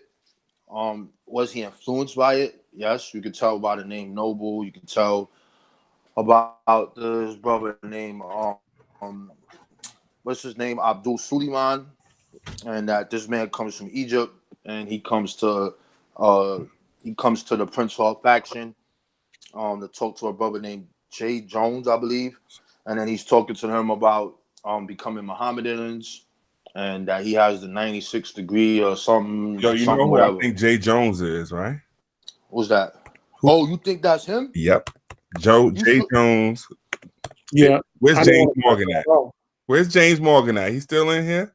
Yeah, we need him. John G. Jones. John G. Let me show my screen. It's the potentate that raised our Noble Drew Ali. His name is yeah, because this is something else that we brought out. We looked at the vision in the record to see the Noble Drew Ali really go see Garvey. And no, I ain't y'all on that. I'm talking about. Oh, I thought you were talking about that name is on the visiting list. John G. Jones went to go see Garvey? No, that name is on there. J. Jones. I'm showing the screen now so people can. Somebody put the link in the back in that chat. This is who John G. Jones is. Where is James Morgan? Because he can come on here and speak to more clearly on this if he is still in the chat, because he is the grand historian for the Prince Hall Masons. So if he is still in the chat, he can come in. So when they speak to Jay Jones, this is that Jay Jones, and they call him, he's supposed to be the father of bogus masonry. And you can see here that John G. Jones, that J. Jones was also in Chicago, Illinois. You see what I'm saying? And he sets up all these grand lodges, and then they say that he's supposed to have set up these bogus masonry lodges, and was Jones wasn't responsible for the Shriners, right, Alan? No. Yes, he was. I Nah, thought oh I yeah, know that's it was at right. Yes, he is the Chicago Egyptian World. Shriners, the black Shriners. Right. Yeah, I I know mean, that. they're being called bogus Mhm. by the Prince Hall because they do not follow the laws of amity and the fraternal ties to the UGLE, which is the United Grand Lodge of England. England. But John G. Jones followed the original premise of Prince Hall, who had separated himself and created Africa Lodge number 459 because he didn't want to be associated with the Grand Lodge of England. And that created a separation and a rift. And so he was called clandestine and irregular because he did not meet the amity requirements, which was paying to the Grand Lodge. He didn't choose to do that. Right, but he wasn't. They weren't afforded the full rights. They could only. Let me get this right. They could only parade. They couldn't. I don't know if they could raise people or whatever. There was some restrictions on what they could do because they had came through that Irish lodge. It was an Irish lodge up in Boston that they had came through. And you're right, they were trying to get recognition from Ugly, which is the United Grand Lodge of England, and there were some issues with that. But eventually, they did get that that recognition. And so from that, there was a compact. Where's James? James Morgan could speak on this way more, but there was something that happened where it was a national grand compact, and then James Morgan is. I know what about it. That causes a million splits within Prince Hall Masonry. That's why today you have so many splits within Prince Hall Masonry came out of that National Grand Compact. And then we have to take into account that there's other branches of Freemasonry that are around during the time. CERNO is one, CERNEAU. And then there was an issue with membership because Albert Pike didn't like the fact that he was losing members, so they made it that only one Grand Lodge could exist in each state. And that's when you start to see lawsuits pop up because Albert Pike had, he was mad that this is going on, that they were losing members because of the Civil War and stuff like that, which he was a leader in. I forget what his title was. But yeah, that whole Freemasonry will take you down another rabbit hole. I'm going to say this for the record. On the New Black Knowledge channel, you will not see another video about Noble Drew Ali. How about that? We do not harp on any subject, and this has been 3 videos now talking about this, and I am done. I'm moving on and talking about other parts of niggerdom like we've been doing. I'm going back to talk about Negroes from the 1800s and blackface and all the other stuff. This is not the channel to come through to see who is NBK bashing on next, because we do not. I repeat, that is not our mission or goal. It is just to put out some information so people who are interested can have the opportunities to further their research and their edification about the history of Africans in America and their descendants, and primarily West Africa. But when other members come on there and they have the knowledge base like the Houthi and Kaba and others about Egypt and even Rob Bourne, then that's what they do. I ain't doing that either. You want to go ask about some Negroes sitting in trees in West Africa? I'm in. So with all of that said, unless y'all got anything else y'all want to add, please do. Y'all can have some last words before we shut it down. Oh, Lord Abba's here. Let's add him to the chat. Oh Since he likes to talk. man. Let's get him in here. No, we ain't done yet. He can come in. Lord Abba, did you see the see what we do here? Watch the video first, because I'm done talking about Noble Drew Ali, man. Come on, man. See, that's what I'm talking about, Danny. Let me tell you something. Can I say something before y'all close out? Yeah, you could do whatever. Yeah. I appreciate what you brothers do. It takes courage. And I'm going to say why. Because it's not the popular choice. We have to stop deifying men who just had a vision and a purpose. That was it for Noble Drew Ali. He had a vision, he had a purpose. It's over with. It's been over with. It's had nothing to do with attacking Noble Drew Ali. As a matter of fact, you put Noble Drew Ali in a terrible box with these guys that play with the nationality and changing IDs and doing all kind of crooked shit because they want to go around calling some man a god. And that's the problem. And I'm glad that you guys are showing empirical evidence of this man trying to create a movement for people in the community. And he's actually dealing with actual people. And he was doing some outlandish things, but we talking 1928. We're not talking now. But what I do, he did what he the best he could. What I do want to say is we had a nice discussion with Brother Tahaka Bay, and it was respectful, and that's all I asked. And then you got this guy coming in here with the name calling, the names, and all that. Nobody does that over here, and nobody was attacking your leader, And we did fully address the knowledge. All I did was show that it wasn't us saying these things. We read these together. Lord Abba. So for you to come in the ninth ending with your lanes and all that, like you got to grow up a little bit, brother. You really do, man. Like nobody's coming here just trying to throw darts at Noble Drew Ali. We actually ended up with a productive conversation with Tahaka Bay. And if he wants the information to put it out to the people, then I mean, if I got it, he can have it. It's not a secret or throwing jabs. But then you got this whole 5%er stolen. Like, what are you talking about, brother? Is it now that you think that now you want to get at Rob Bourne's doctrine to now talk about the 5%ers? That has nothing to do with what we talk about. If you love to discuss the 5%ers, then say that you want to come on and discuss it. Rob Bourne ain't running to discuss the 5%ers, but that's not what this is about. And then we'll do that the same respect. We'll give the Father his respect. And if there are things that we disagree with or things that Rob Bourne doesn't see the same within the nation of God's earth, he's the first one to tell you. Ain't nobody else got to speak for it. He'll tell you himself. But be careful and be mindful of the fact that Rob Bourne is also the same one who was in a law school Mecca teaching the young God stuff that's not necessarily in the doctrine, but he was giving him facts. So don't think that he's the one not to challenge things.